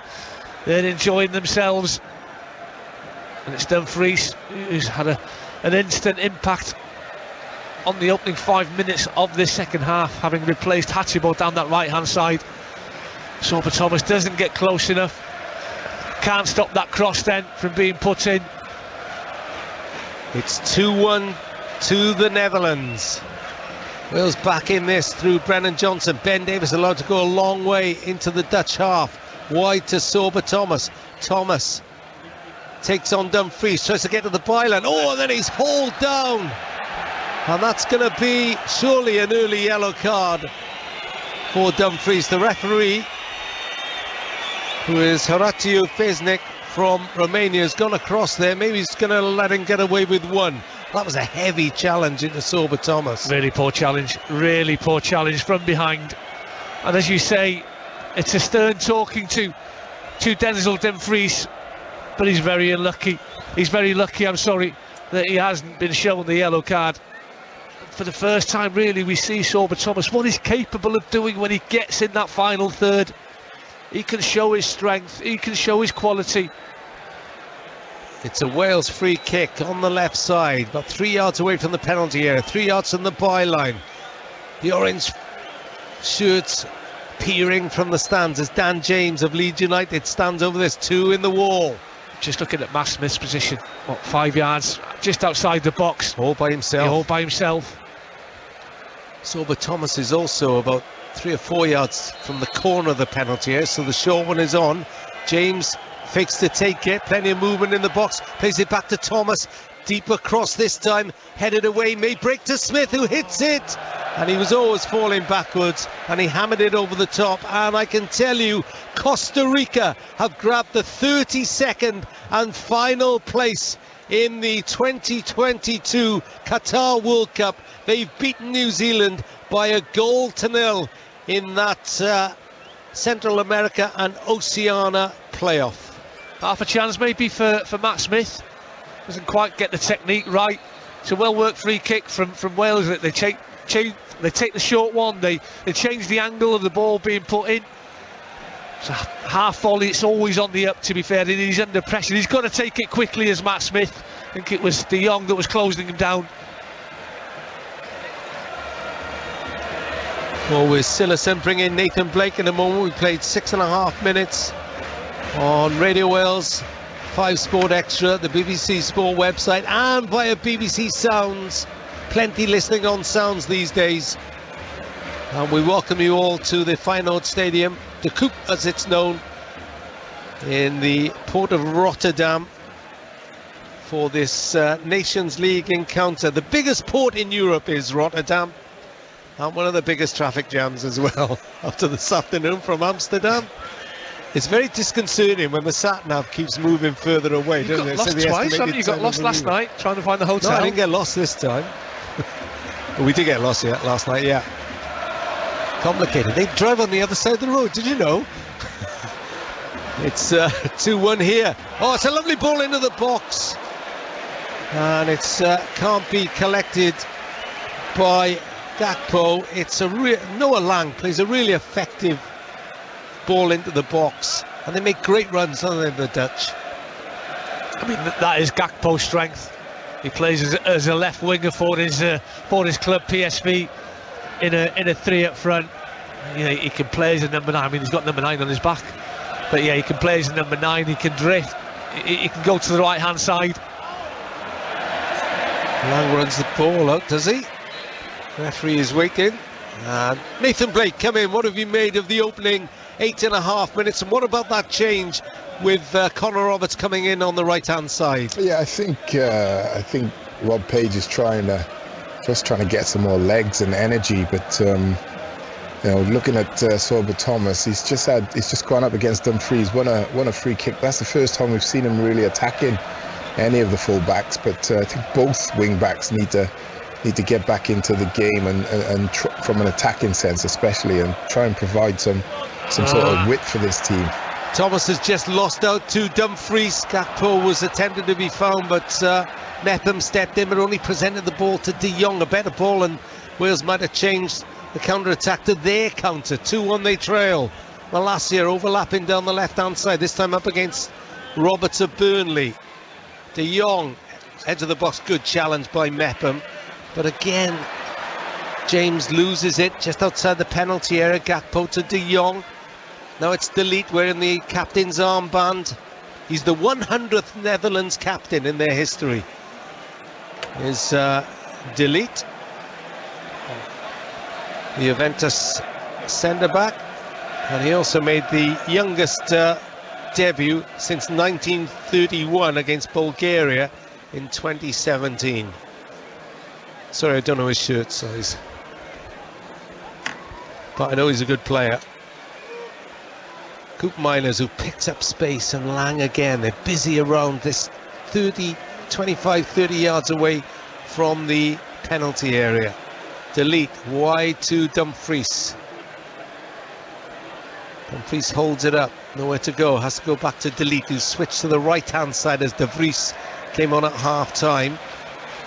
We're getting overloaded down our left hand side, the Dutch, right when De Ligt's coming out of that back three. He's joining the midfield, which means then Sorba Thomas has got De Ligt to pick up, and Denzel Dumfries, and it was Dan James then who got himself back to help Sorba Thomas out. But then obviously you're taking something away from Dan's game, because he's got to do maybe a bit more defensive work than he would like to.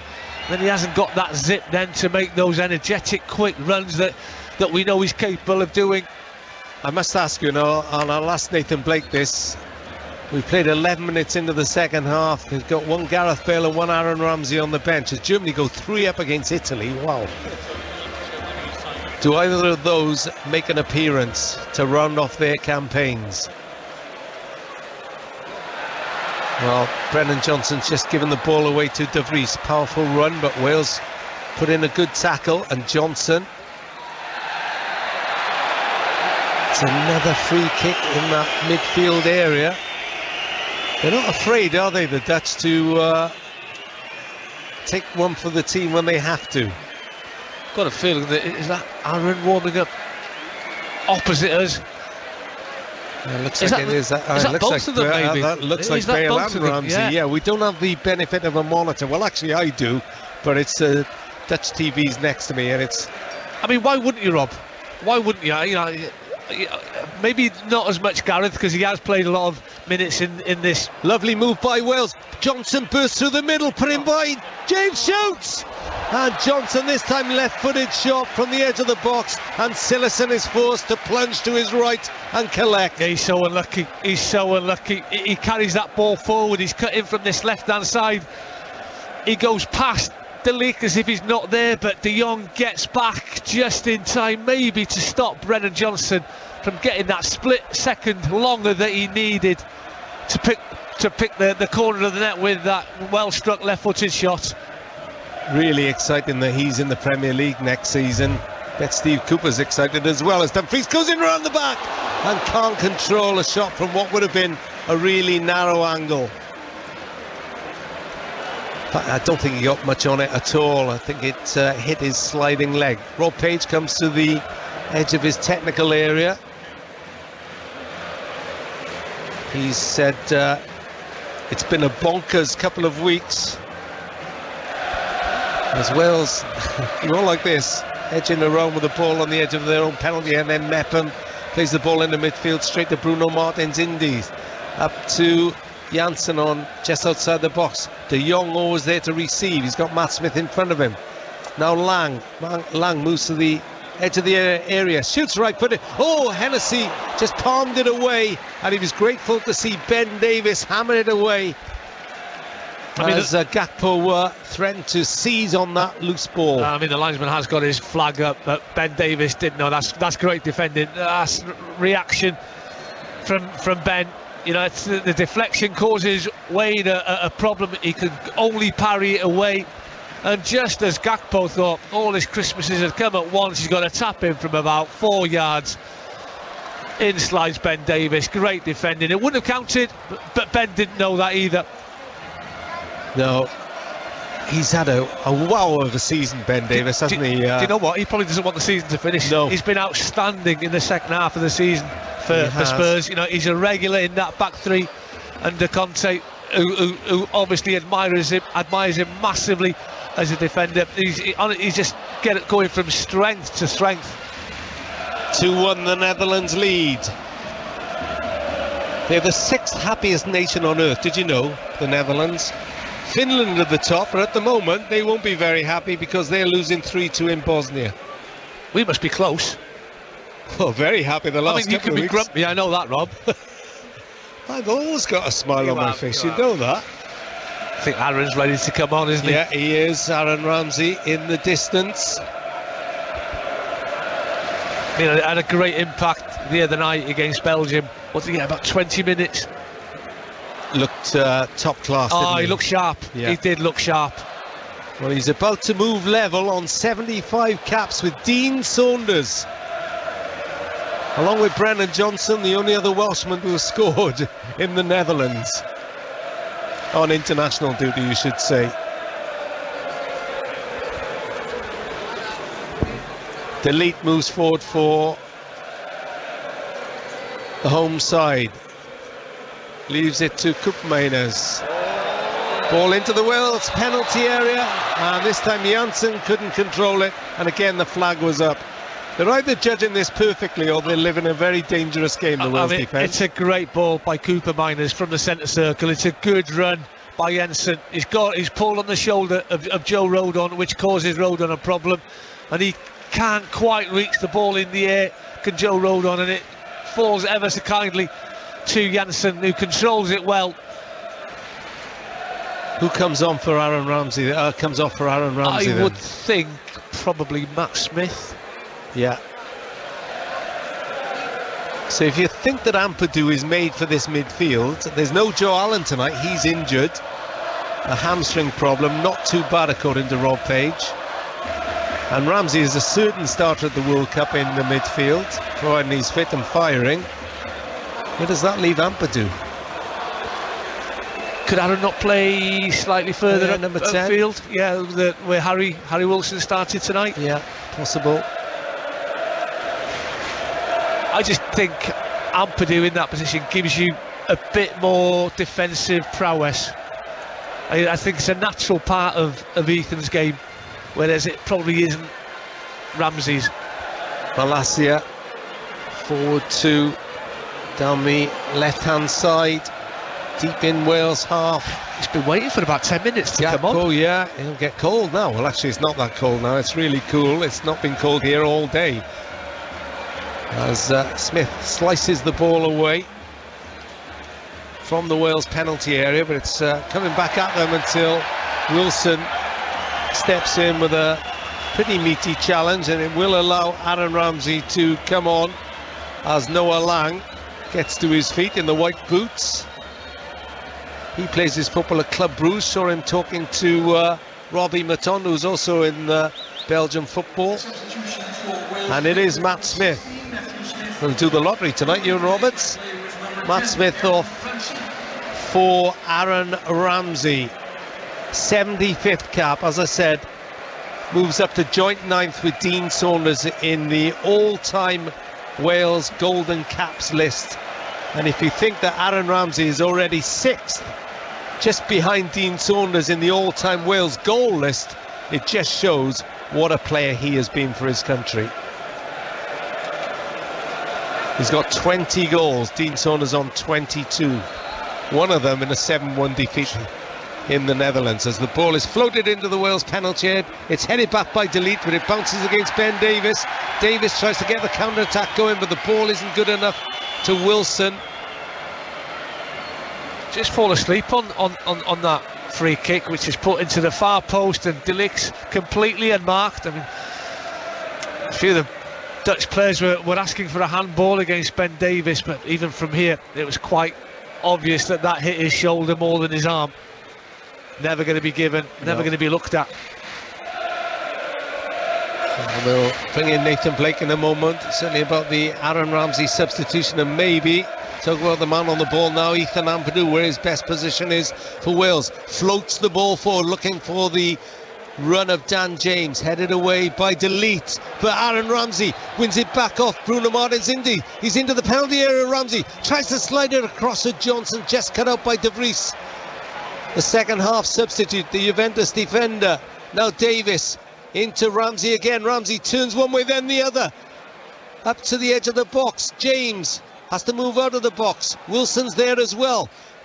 Ramsey touch to Ampadu. Sorba Thomas is wide on the left. Ampadu arcing running to the left hand side, bounces back to Wilson. Wilson shoots left footed, hits a defender, bounces back to Wilson. Now he feeds Thomas. Wide on the left is Wilson once more, just in front of the penalty area. Sets of Ampadu, took a deflection. No, it's sliced off his boot and it's gone out for a goal kick. Nathan Blake. Yes, you're already seeing the influence of Aaron Ramsey in less than 90 seconds, Rob. But I think when we play with that false nine, and we don't have that platform of like a Kiefer Moore to play off, and you've not got Bale or Ramsey on the pitch, I think it becomes extremely difficult. I think the fact that you've got Bale and Ramsey, when they are playing, they attract other players to them. Okay, they've not got the pace they used to have, but they do attract and frighten the opponent. So I think it was no surprise for me seeing Ramsey coming on, and I'd expect to see Bale also. Roden has picked up a knock in midfield. Meanwhile, you can hear the red wall in full voice. Ewan Roberts. I just think Chris Gunter's already changed to come on. I don't think he even warmed up. Did Chris Gunter just took his sweatshirt off. Joe Roden just went down in the centre circle. There was no Dutch player anywhere close to him, and whether he's just felt a tweak in a calf or a hamstring, whether he's suffered cramp, but it's the right thing to do. It's the right decision. He's played a lot of minutes, as you say, Robin, in these 4 games.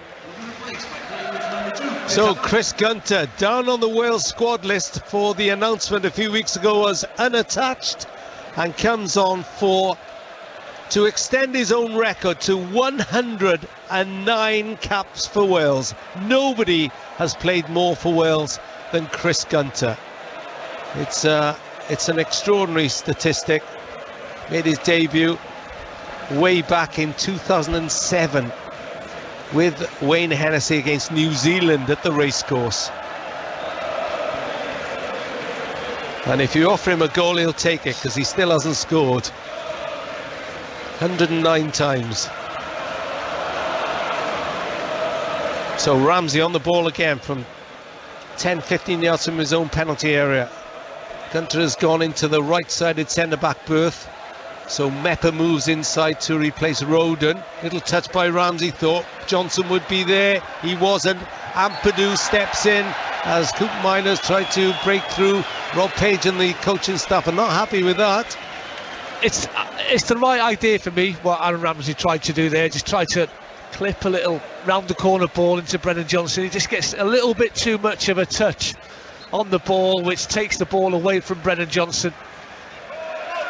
But as Blakey said, he's made a really lively start in the 4-5 minutes since he came on as Aaron Ramsey. Malacia left side for the Netherlands on Radio Wales, on 5 Sport Extra, on BBC Sounds and via the BBC Sport website. If I can get my words out, midway through the second half in this Nations League Group A game. It's Netherlands 2, Wales 1. Netherlands sitting proud on top of the table at the moment. Shot saved by Hennessy. It was Janssen again. He's trying his best, isn't he, Vincent Janssen? He's so frustrated, isn't he? So frustrated. It's a lovely little quick turn from Janssen. It's on his favoured left foot. But once again, Wayne Hennessy's got his angles absolutely spot on in his 6-yard box. James has almost cleared down the left end, but the Dumfries raced back and James has committed the foul. 69 minutes on the clock. Still a lovely evening here. Cool weather to play decent football. It's been a decent game when, let's face it, Ewan, after 2 goals in 5 minutes in the first half, we were worried Wales might be overwhelmed. Rob, after the amount of football that these lads have played in the last 14 days, it's been a remarkable achievement. After, you know, in the heat here in Rotterdam against good sides, you know, Belgium second in the FIFA rankings after being top for what, a couple of years. You know, this Dutch side will be right up there, I think, to be one of the favourites on a great run. And Louis van Gaal still unbeaten. They're a confident side, and apparently this is their second string, their second starting 11.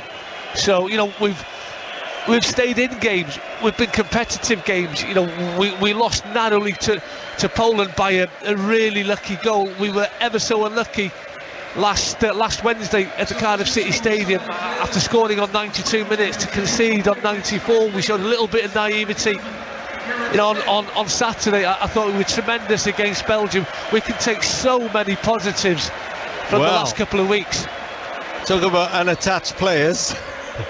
Gareth Bale has just replaced Dan James, and it was interesting. I looked to my left. I expected the roar from the red wall, but actually there are 2 sections of Dutch fans below them, and they were cheering as well when Gareth Bale went onto the pitch. He is a global superstar, Ewan Roberts. I mean, the journalist that you spoke to before the game, I mean, I think that was his first question. Will we see Gareth Bale tonight? Yes. Oh, he's a massive name, Rob. He's an absolutely massive name. And as I said to Chris before the game, he still can influence game.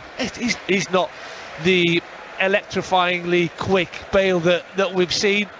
He has lost that little bit of pace, but he can influence games. He can still provide a absolutely, moment, as he did against the Ukraine, with a little help from Andrei Yarmolenko. The goal that took Wales to the World Cup. Oh, Wilson's caught by De Jong, who apologises as he strides away from him. So Bale has gone up front. And the Wales fans still in great voice. They've really been encouraged, even in defeats in this tournament. Gunter to Wilson in midfield, right side. Ramsey wants it. He always wants it. Bale is now in the midfield area. First touch for him. Little touch to Johnson. And it's put through. Lovely ball to Ramsey, who's made a run forward. Centre field. Now Sorba Thomas.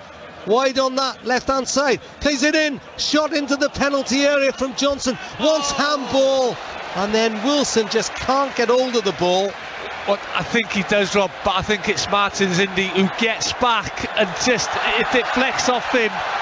De Jong now forward, avoids the lunge of Ampadu. Wales are exposed here, but actually fair play to Sorba Thomas. He got back and blocked Gakpo, who was looking for his second goal of the game. I can't believe he's not hit that first time. He doesn't need to have a touch and bring it onto his left foot. It's there to be struck first time. But if the ball doesn't hit Bruno Martins Indy from that Harry Wilson shot. That's 2-2. I think the pace of the shot is taken off it from that deflection, and it's comfortable for Jasper Cillessen in the Dutch goal. But it was a great move, probably the best move. The little one-touch play between Gareth Bale, Aaron Ramsey, and Brennan Johnson finally put the ball into Sorba Thomas, who picked Harry Wilson out in the Dutch penalty box.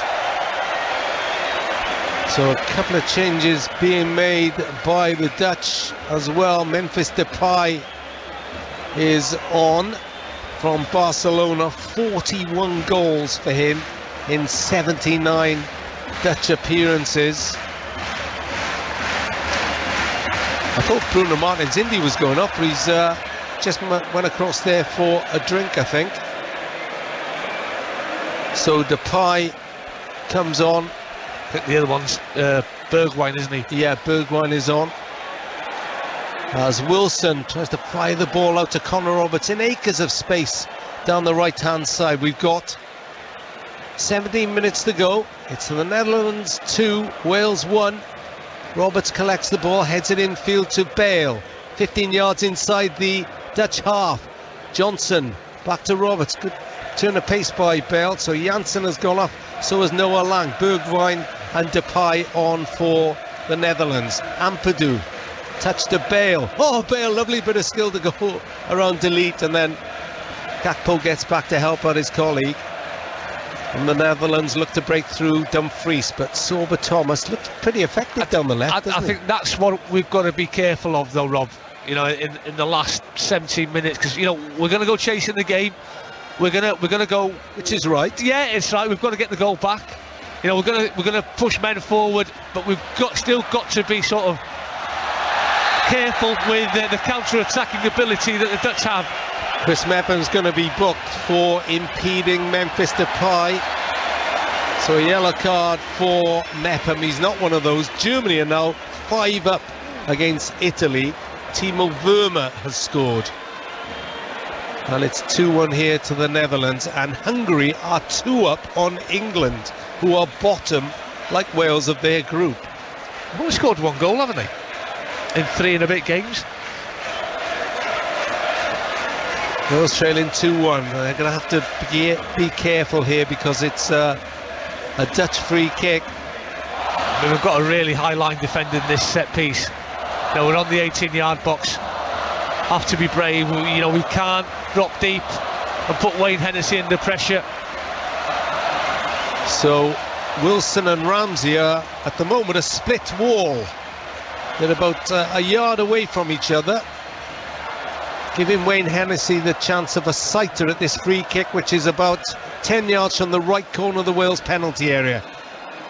It's Koop Miners, steps over it. Depay plays it square to De Jong. Back to Depay again. Crosses into the box, and he's overhit that. It's really wasted in the end. I mean, they've worked it well. It's obviously one that's been prepared and practiced on the training ground.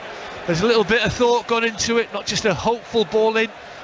They move it 3 times, I think, but it's a shocking ball in the end from Memphis Depay. He missed an injury time penalty against the Poles on the weekend. Bring in Nathan Blake in a moment. 2-1, time ticking away for Wales, but again there have been encouraging signs in this performance, you have to say, not least their resilience. Hennessy just inside his own penalty area.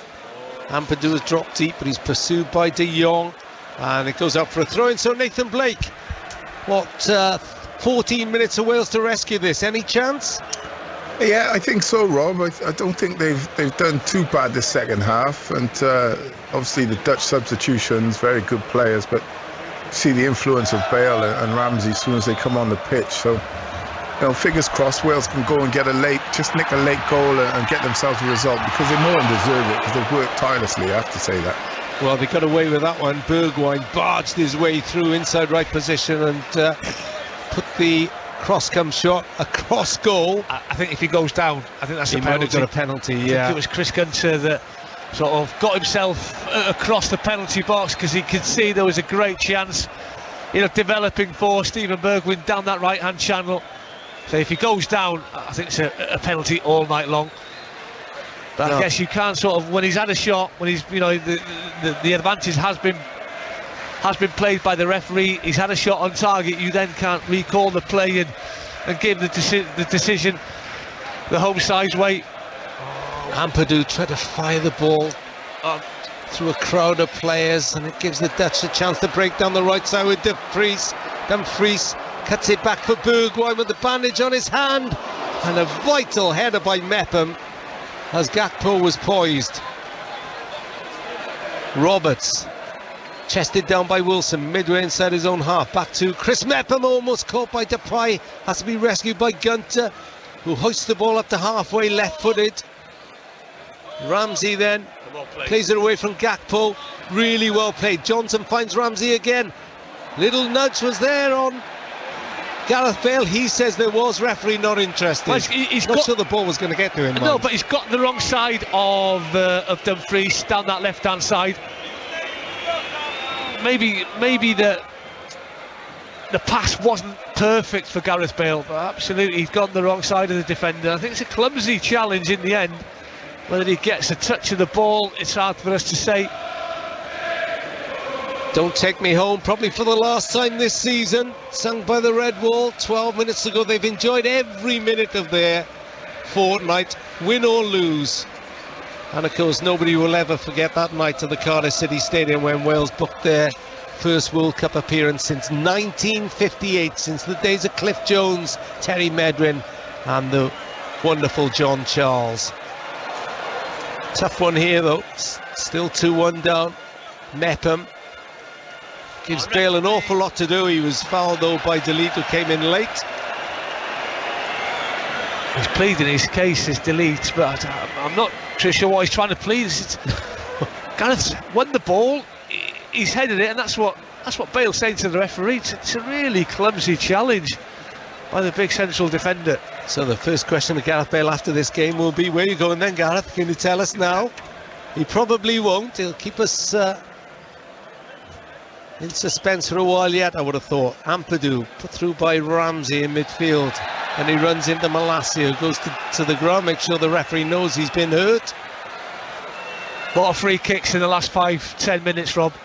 Just stopping the flow of the play, not really helping us at all. Ampadu goes to apologise, just a slightly high boot. Oh, he's getting a yellow card. Ref took his time over that.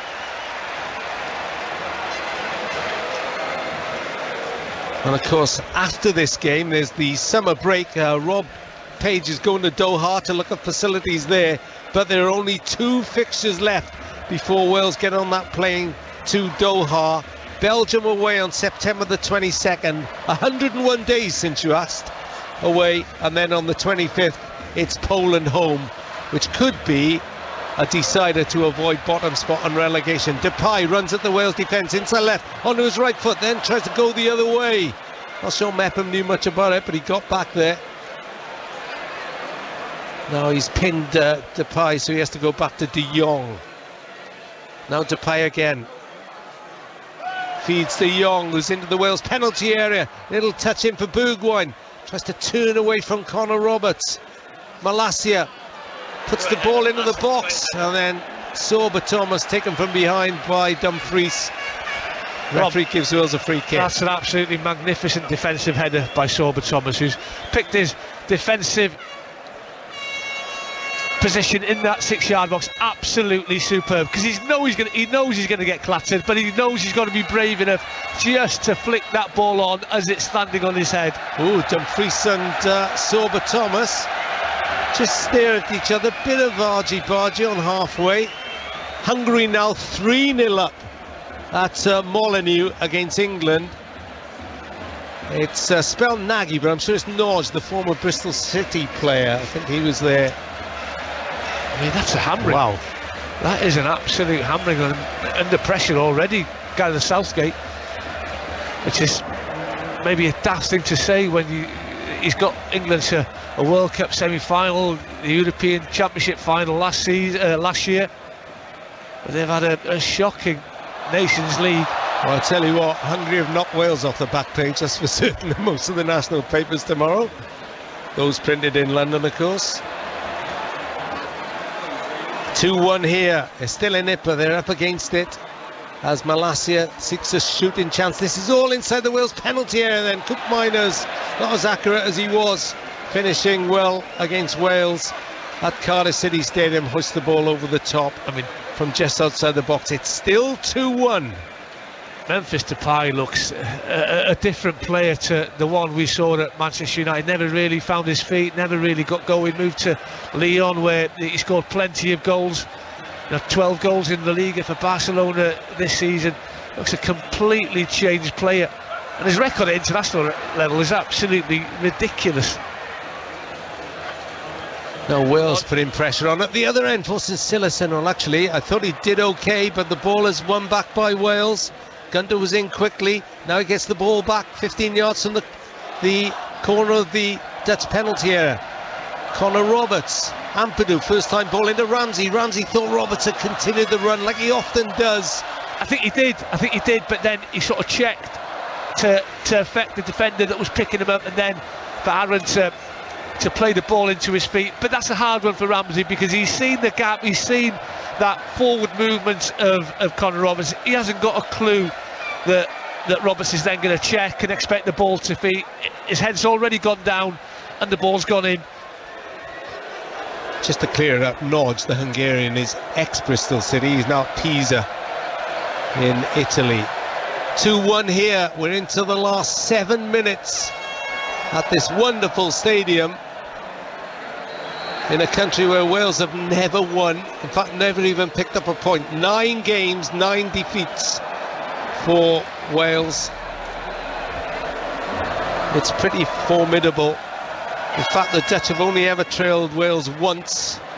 That was to Dean Saunders' goal at home, and then Van Hooijdonk scored a couple to give them a 3-1 win. De Jong prods the ball into Depay. Depay tries to shrug off Mepham. Now it's Dumfries on the right side looking for Gakpo, who's in the 6-yard box. Well, Wales have scrambled the ball away for a corner. Still 2-1. I mean, they are looking the more threatening, aren't they, Rob? You know, with 6 minutes to go, if there is another goal in this game at the minute, the feeling that you get, it is going to be the home side. Corner in, headed down by De Vries. Gets another chance, heads it forward once more. De Vries that time goes down. The midfield player, no penalty.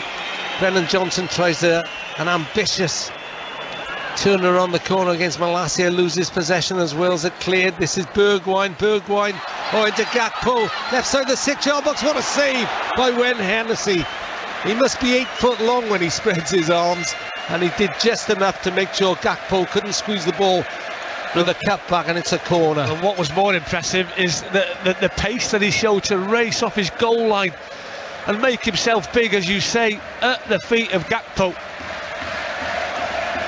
The Netherlands looking for the goal that would finish this game. Belgium are still leading Poland in the other game in the group, which is what Wales want.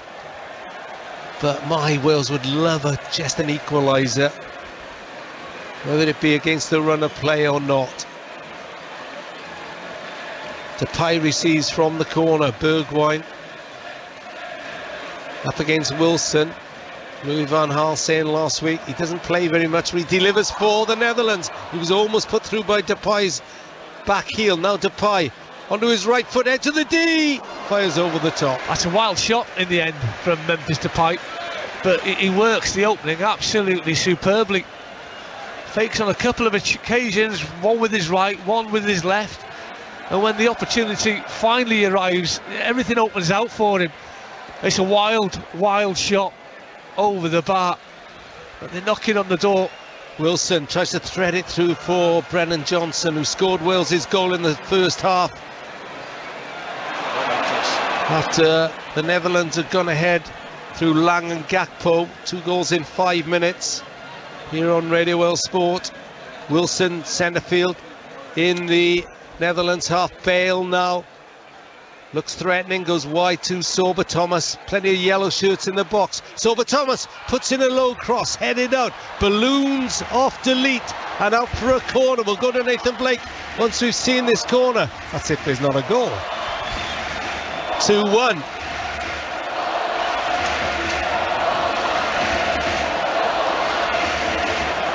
going to be Aaron Ramsey from the left-hand side. Gunther is up there, makes the run to the near post. De Jong heads it out. And Sober Thomas edged off by Bergwijn. Wales should claim possession, and they do, with Harry Wilson back on halfway. Now to Thomas again, wide on the left-hand side. 87 minutes on the clock. Nathan Blake, is it a goal in this for Wales? I think they might create one more opportunity, Rob, and it's whether or not they can take it. Both teams looking very tired now, looking spent, to be honest with you. A lot of misplaced passes, poor touches. But it's understandable under the circumstances. It's just if Wales can create one more chance from a set piece or open play, and whether or not they can take it. And fingers crossed, they'll make one and take one. What a ball by Bale out to Sober Thomas. Ramsey pirouettes on the far side, headed out to Bale, can't control it. Fell to his left foot as well. Now he's on the ball again, 10 yards from the penalty area, now 15. Wide is Wilson on the right hand side. Bale makes a run inside right. Bale finds it, back from the byline, headed away at the 6-yard box. Malacia keeps it in, picks out Depay, but Depay's lost it to Wilson. Wilson leaves it to Connor Roberts, cross into the penalty area, too strong. Thomas will pick it up on the left hand side. The lights of the phones are all around the stadium. Ramsey, touch back to Thomas again. Thomas and Ramsey trying to work their way forward down that left-hand side. Plays it back to Ampadu. Ampadu, square to Wilson. Wilson heads towards the penalty area. Little scoop ball. May fall for Bale, who shoots, gets nothing on it. Bounces into the... Oh, wait a minute. Penalty. It's a penalty to Wales. It's a penalty. The referee is pointing to the spot. I'm sure it was something off the ball. And Wales have a chance to rescue a point. Got a feeling, is it Connor Roberts that's flat on his back? Has he been flattened? Yeah, it was... was it Malacia? It was Malacia, yeah. I think he must have jumped into him. Here we are, we're just looking at it on a replay, and he led with his elbow into the back of Connor Roberts' neck. Roberts is still down. Sean Connolly, the Wales physio, and his accompanying help are out there. We're just checking whether Connor Roberts is okay. Rob Page sits down now. We've got a penalty. I mean, for Wales. He's just missed a glorious chance to pull it back to 2-2, but that was on his right foot. Not a great angle. Didn't get hold of the shot. This one's from 12 yards. There is a VAR check we are hearing, so we'll have to wait a little bit longer, but Gareth Bale's got that ball into that left arm. The referee is just... I don't know what the VAR check is for. Nathan Blake, any idea what the VAR check is for? I just think they're just checking if it was as poor a challenge as what we've just seen, Rob, and I can assure you there it was a terrible challenge. Right. Well, Gareth Bale has collected the ball, and Gareth Bale will be looking to extend his record of 38 goals. There's still a conversation going on. The referee has waved the Dutch protests away. He's now waving them out of the penalty area. He's pointed to the spot. It is a Wales penalty. My word, what drama we have here in Feyenoord, as Gareth Bale, the Feyenoord Stadium that is, as Gareth Bale is up against Jasper Cillessen for what would be an absolutely precious point in the Nations League.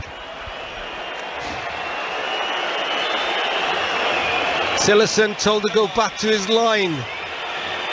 Who knows how long is left, because the clock is showing 90. Connor Roberts is waiting to go back on. Gareth Bale just cleans his boots, takes that wide-legged stance, little hesitation, shoots and scores for Wales! Goal 39, never in doubt, and Gareth Bale once again comes to the rescue of his nation. The red wall go berserk, high up, miles away from Bale is engulfed by his teammates. But Wales are on the brink of a famous point in the Netherlands. It's Netherlands 2, Wales 2. Oh, that's a fantastic penalty, because he's had to wait a long time to take that penalty, and that is not easy. All sorts of things goes through your mind. Do you change your mind? What are you going to do? Are you going to go for power? Are you going to try placement? Well, he did both in the end, Gareth Bale, and it was that good a penalty. He had to be that good a penalty, because Cillessen goes the right way, and he's a big goalkeeper, and he finds the right hand corner of that Cillessen net. I mean, what a fantastic effort, what a fantastic result this would be if we can go away back home to Wales with a point. Nathan Blake will bring you in a moment when he stops celebrating. No, hang on, there's a chance. Oh, it's happened again. Depay on the first attack after Wales had equalised. And Memphis Depay has snatched the Dutch a victory from the jaws of a draw again. And once more, just as in Cardiff, the Welsh celebrations are cut short. Lightning does strike twice. Wales have suffered once more. And it's the Netherlands 3, Wales 2. That's a sucker punch once again, isn't it? I mean, we've got numbers back defensively. Is it one long ball? It's a headed ball into the box. And it's such, we've got enough in that own box to defend that. But it's Depay who makes a good run across. I think it's Chris Mepham. It's a sucker punch once again. Like last Wednesday, we've shown naivety, and we've just thrown away a point.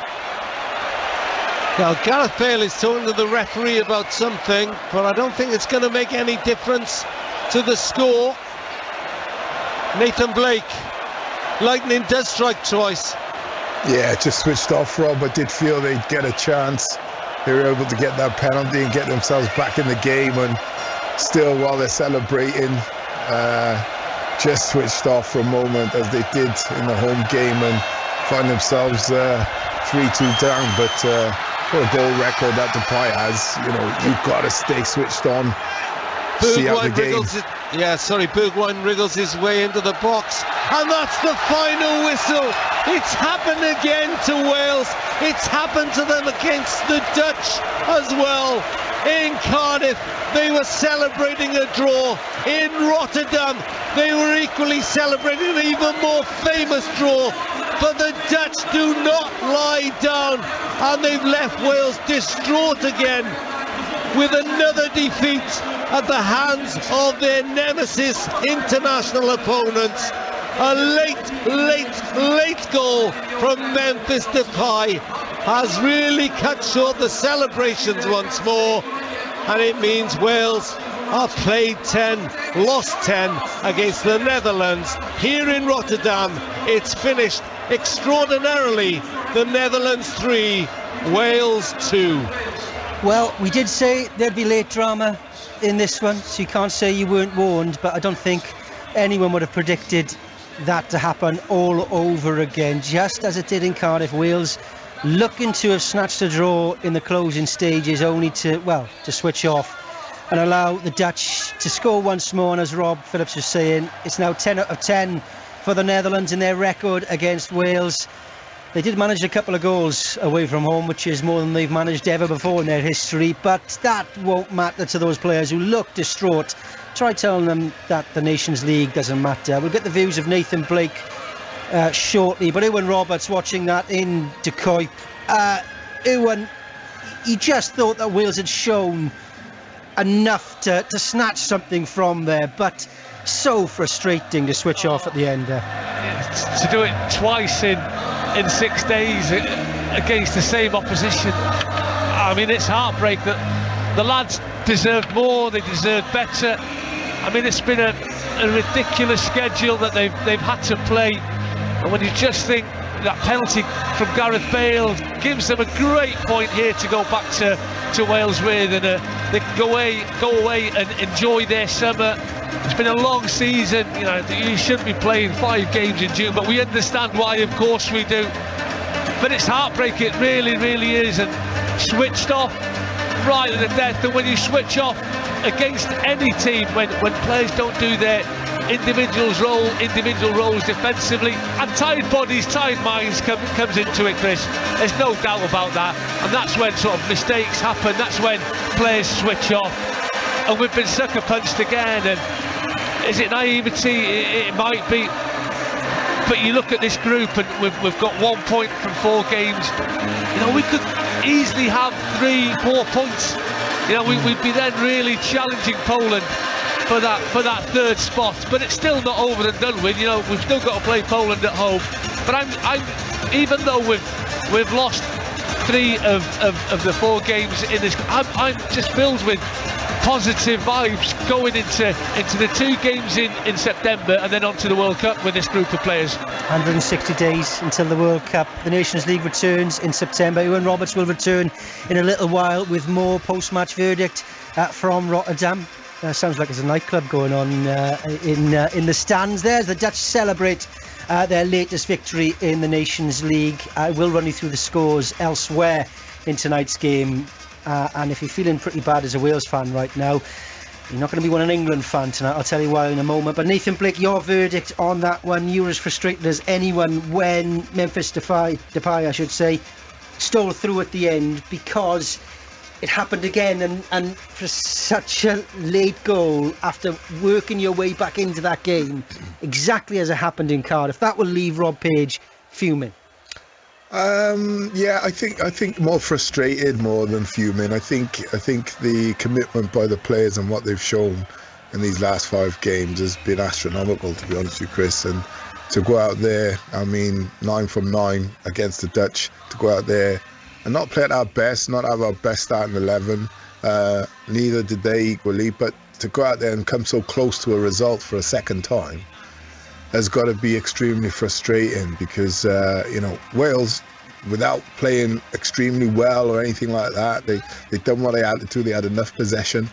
I still think they could have been a bit bolder and a bit better with that possession, but you can, like I've said before, you can't have everything. They've gone out, given themselves a good performance, got themselves back in the game, right back in the game right at the end, and then, you know, just a slight little misheader from, I think it came off Davis in the end.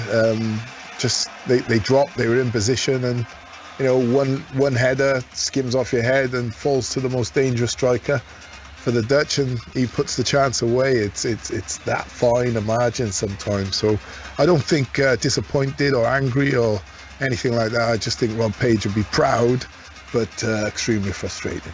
More post-match reaction coming from Nathan, from Ewan, and our football correspondent Rob Phillips, who's still with us, fighting against the techno in Rotterdam. But I want to run you through the other scores tonight in the Nations League. In Wales's group, as we know, Wales beaten by 3-2 against the Netherlands.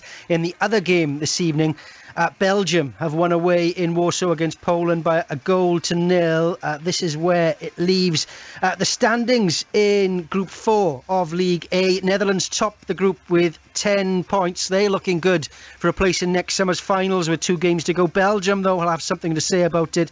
They're on 7 points. They're next up for Wales on 22nd of September in Brussels. Then come Poland on 4 points. Wales rounding off the campaign on the 25th of September against the Poles. Wales with a solitary point from their 4 games so far. Elsewhere in the top tier, listen to this: England 0, Hungary 4. It is, I believe, England's worst home defeat since 1928. England, of course, Wales's World Cup opponents later this year. John Stones sent off for England. Roland Salai with 2 goals for the Hungarians, the first Hungarian to score twice away to England since Puskás. It's still going on in the other game in that group. Latest score, Germany 5, Italy 2. Germany were 5-0 up in that one. Timo Werner with a couple of goals for Germany, who look in good form in League B. A couple of scores to make you aware of. Armenia 1, Scotland 4 was a full-time result earlier this afternoon. Ukraine 1, Republic of Ireland 1 is a full-time result. Nathan Collins of Burnley scoring a goal. You're going to want to watch an incredible goal from the centre-back. And the final World Cup place has gone to Costa Rica, who have beaten New Zealand by 1-0 in the same Al Rayyan Stadium that Wales will kick off their campaign on November the 21st. Costa Rica going into a group with Spain, Germany and Japan. Welcome to the World Cup. No easy games. No easy games in the Nations League for Wales. Rob Phillips, you've had time to gather your thoughts, to scribble your stats down. Some ending that. Wales without a win in this version of the Nations League, but they're competing with the big boys. They are. How many times have we said it, Chris, and it's worth saying again that in the past, yes, you bear in mind that the Dutch made 10 changes from the team that from their last game, but how many times have we thought in the past, for Wales to come anywhere near this sort of Dutch team, they would have to play every one of their so-called stars and they would have to be every one of them on 100%. Well, this is the 5th of 5 games in a fortnight, and they've run the Dutch close once more. In fact, really, for just a little bit of fortune, but also a little bit of naivety, they probably would have had 2 more points in the group. For the point at home and the point here that has been robbed from them, or taken away from them. Robbed is the wrong word, because the Dutch will feel they were good value too. But I think we should never forget, I was just about to tweet, it's been a generation-defining fortnight for Welsh football. The World Cup was the sole priority. Wales have tried to give it everything they can in the Nations League. And let's face it, would you bet against them going to Belgium in September and maybe getting something? And then there's a really big Nations League game, which will be the send-off match for Wales when they play Poland at home, because at the moment a win against Poland, I think if I got my maths right, should probably give them allow them to finish 3rd and avoid relegation from the B section of the Nations League. Yeah, I think it might depend on Poland's other fixtures if they get a surprise result. Dutch, of course. It does go on head-to-head results, so Wales would have to win by 2 goals, I believe, or score more goals than Poland in their return match. You've got me thinking. You've got me thinking on the hop here, Mr. Phillips. No, but you're much better at maths than I am, as I keep saying. But I mean, I think if you'd offered Rob Page, well, frankly, if you'd offered him World Cup qualification and no points at all, he would have taken it going into these 5 games. If you'd offered him 1 point and Poland still within reach, with them still to play in the last game at the Cardiff City Stadium, he definitely would have taken that. There is ranking points for the Euro 24 qualifiers at stake, so plenty for Wales to play for in those remaining 2 games, let alone preparations, I should say, for the World Cup. But there's a couple of points I want to bring you in, Nathan Blake, on this. I made the point on Saturday against Belgium, is that for years Wales would have to play beyond themselves to compete with nations like the Netherlands, like Belgium. I'm conscious of glorifying a defeat, because perhaps Wales have moved on from that. Norm, I know exactly but it is becoming a norm that these players, they know they're not beaten by the shirt in front of them any longer. Yeah, and player for player, you think the opponent has got you on toast, really, but it never pans out that way, and that's why I said it wasn't luck. I did expect us to get a late goal. I thought there was a chance of it. The game became really scrappy, mistakes either end, and I fancied us just to nick one at the end where they were switching off. But then, just like the home tie, we just switched off for that split moment. And I say switching off, and maybe that's a bit unkind, because I looked at Malacia and his header against Solver Thomas to get above him. His leap, he was probably 2 foot above him. So you have to say it was a great header across. Ben Davies just gets a slight touch, and then Mepham and Depay are running towards the goal, and it falls right at Depay's feet. So an air of good fortune, you have to say. It wasn't a lot of total football about that goal. No, pretty straightforward, right? But these things happen. It's why you put the ball forward. But again, it's I know what you mean, Chris. And as much as we haven't won a game, we know, and we're not trying to kid ourselves. We could have come out of it with 4 draws. We could have come out of it with 4 points. Quite comfortably, but it wasn't to be. But we're building and still going in a great direction for me. Rob, no doubt you've had. We will try and get you some reaction from the Wales camp as quick as we can get it. By the way, Match of the Day Wales show and highlights later tonight as well. I should point out, but Rob, you would have had your World Cup planner out. I'm sure there's plenty of Wales supporters up and down the land plotting a journey in Qatar if Wales get through. Of course, the Netherlands in Group A with Qatar, Ecuador, Senegal. The winners of that group play the runners-up in Wales's group. There is a possibility that Wales could meet the Netherlands in the last 16 in Qatar. I know I'm getting ahead of myself, but who can blame us? Yeah, well, no, and also they might meet a Netherlands side that looks totally different to the two they played in the last fortnight. Then again, the Wales side would look totally different because you'd expect Ramsey and Bale, who made such an impact again, the two of them, they would start virtually every World Cup game if Wales can keep them fit for the duration. And the other thing you've got to bear in mind, this is long distance because I've not seen a shot of what's happened at Wembley, but there's pressure on England now, isn't there? And you can say that again. Really big pressure on Gareth Southgate. And they're going into the same World Cup group as Wales, and we know what's happened before. The game was actually at Molineux. We've got 2 former Wolves strikers with us as well. Yeah. Hungary, this is from Opta. Hungary are the first team to score 4 goals in an away match against England since the Hungarians themselves won 6-3 at Wembley in November 1953. I know you enjoyed watching that game originally, Rob. But Nathan Blake, what will perhaps...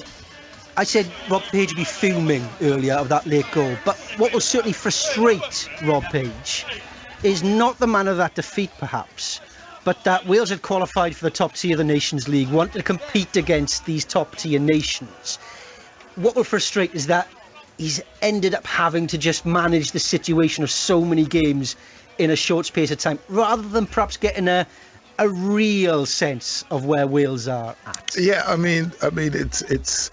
I understand your point, but it's the same for everybody, right? Nathan, hold that point because we can hear from Brennan Johnson who's speaking to Catherine Helleth.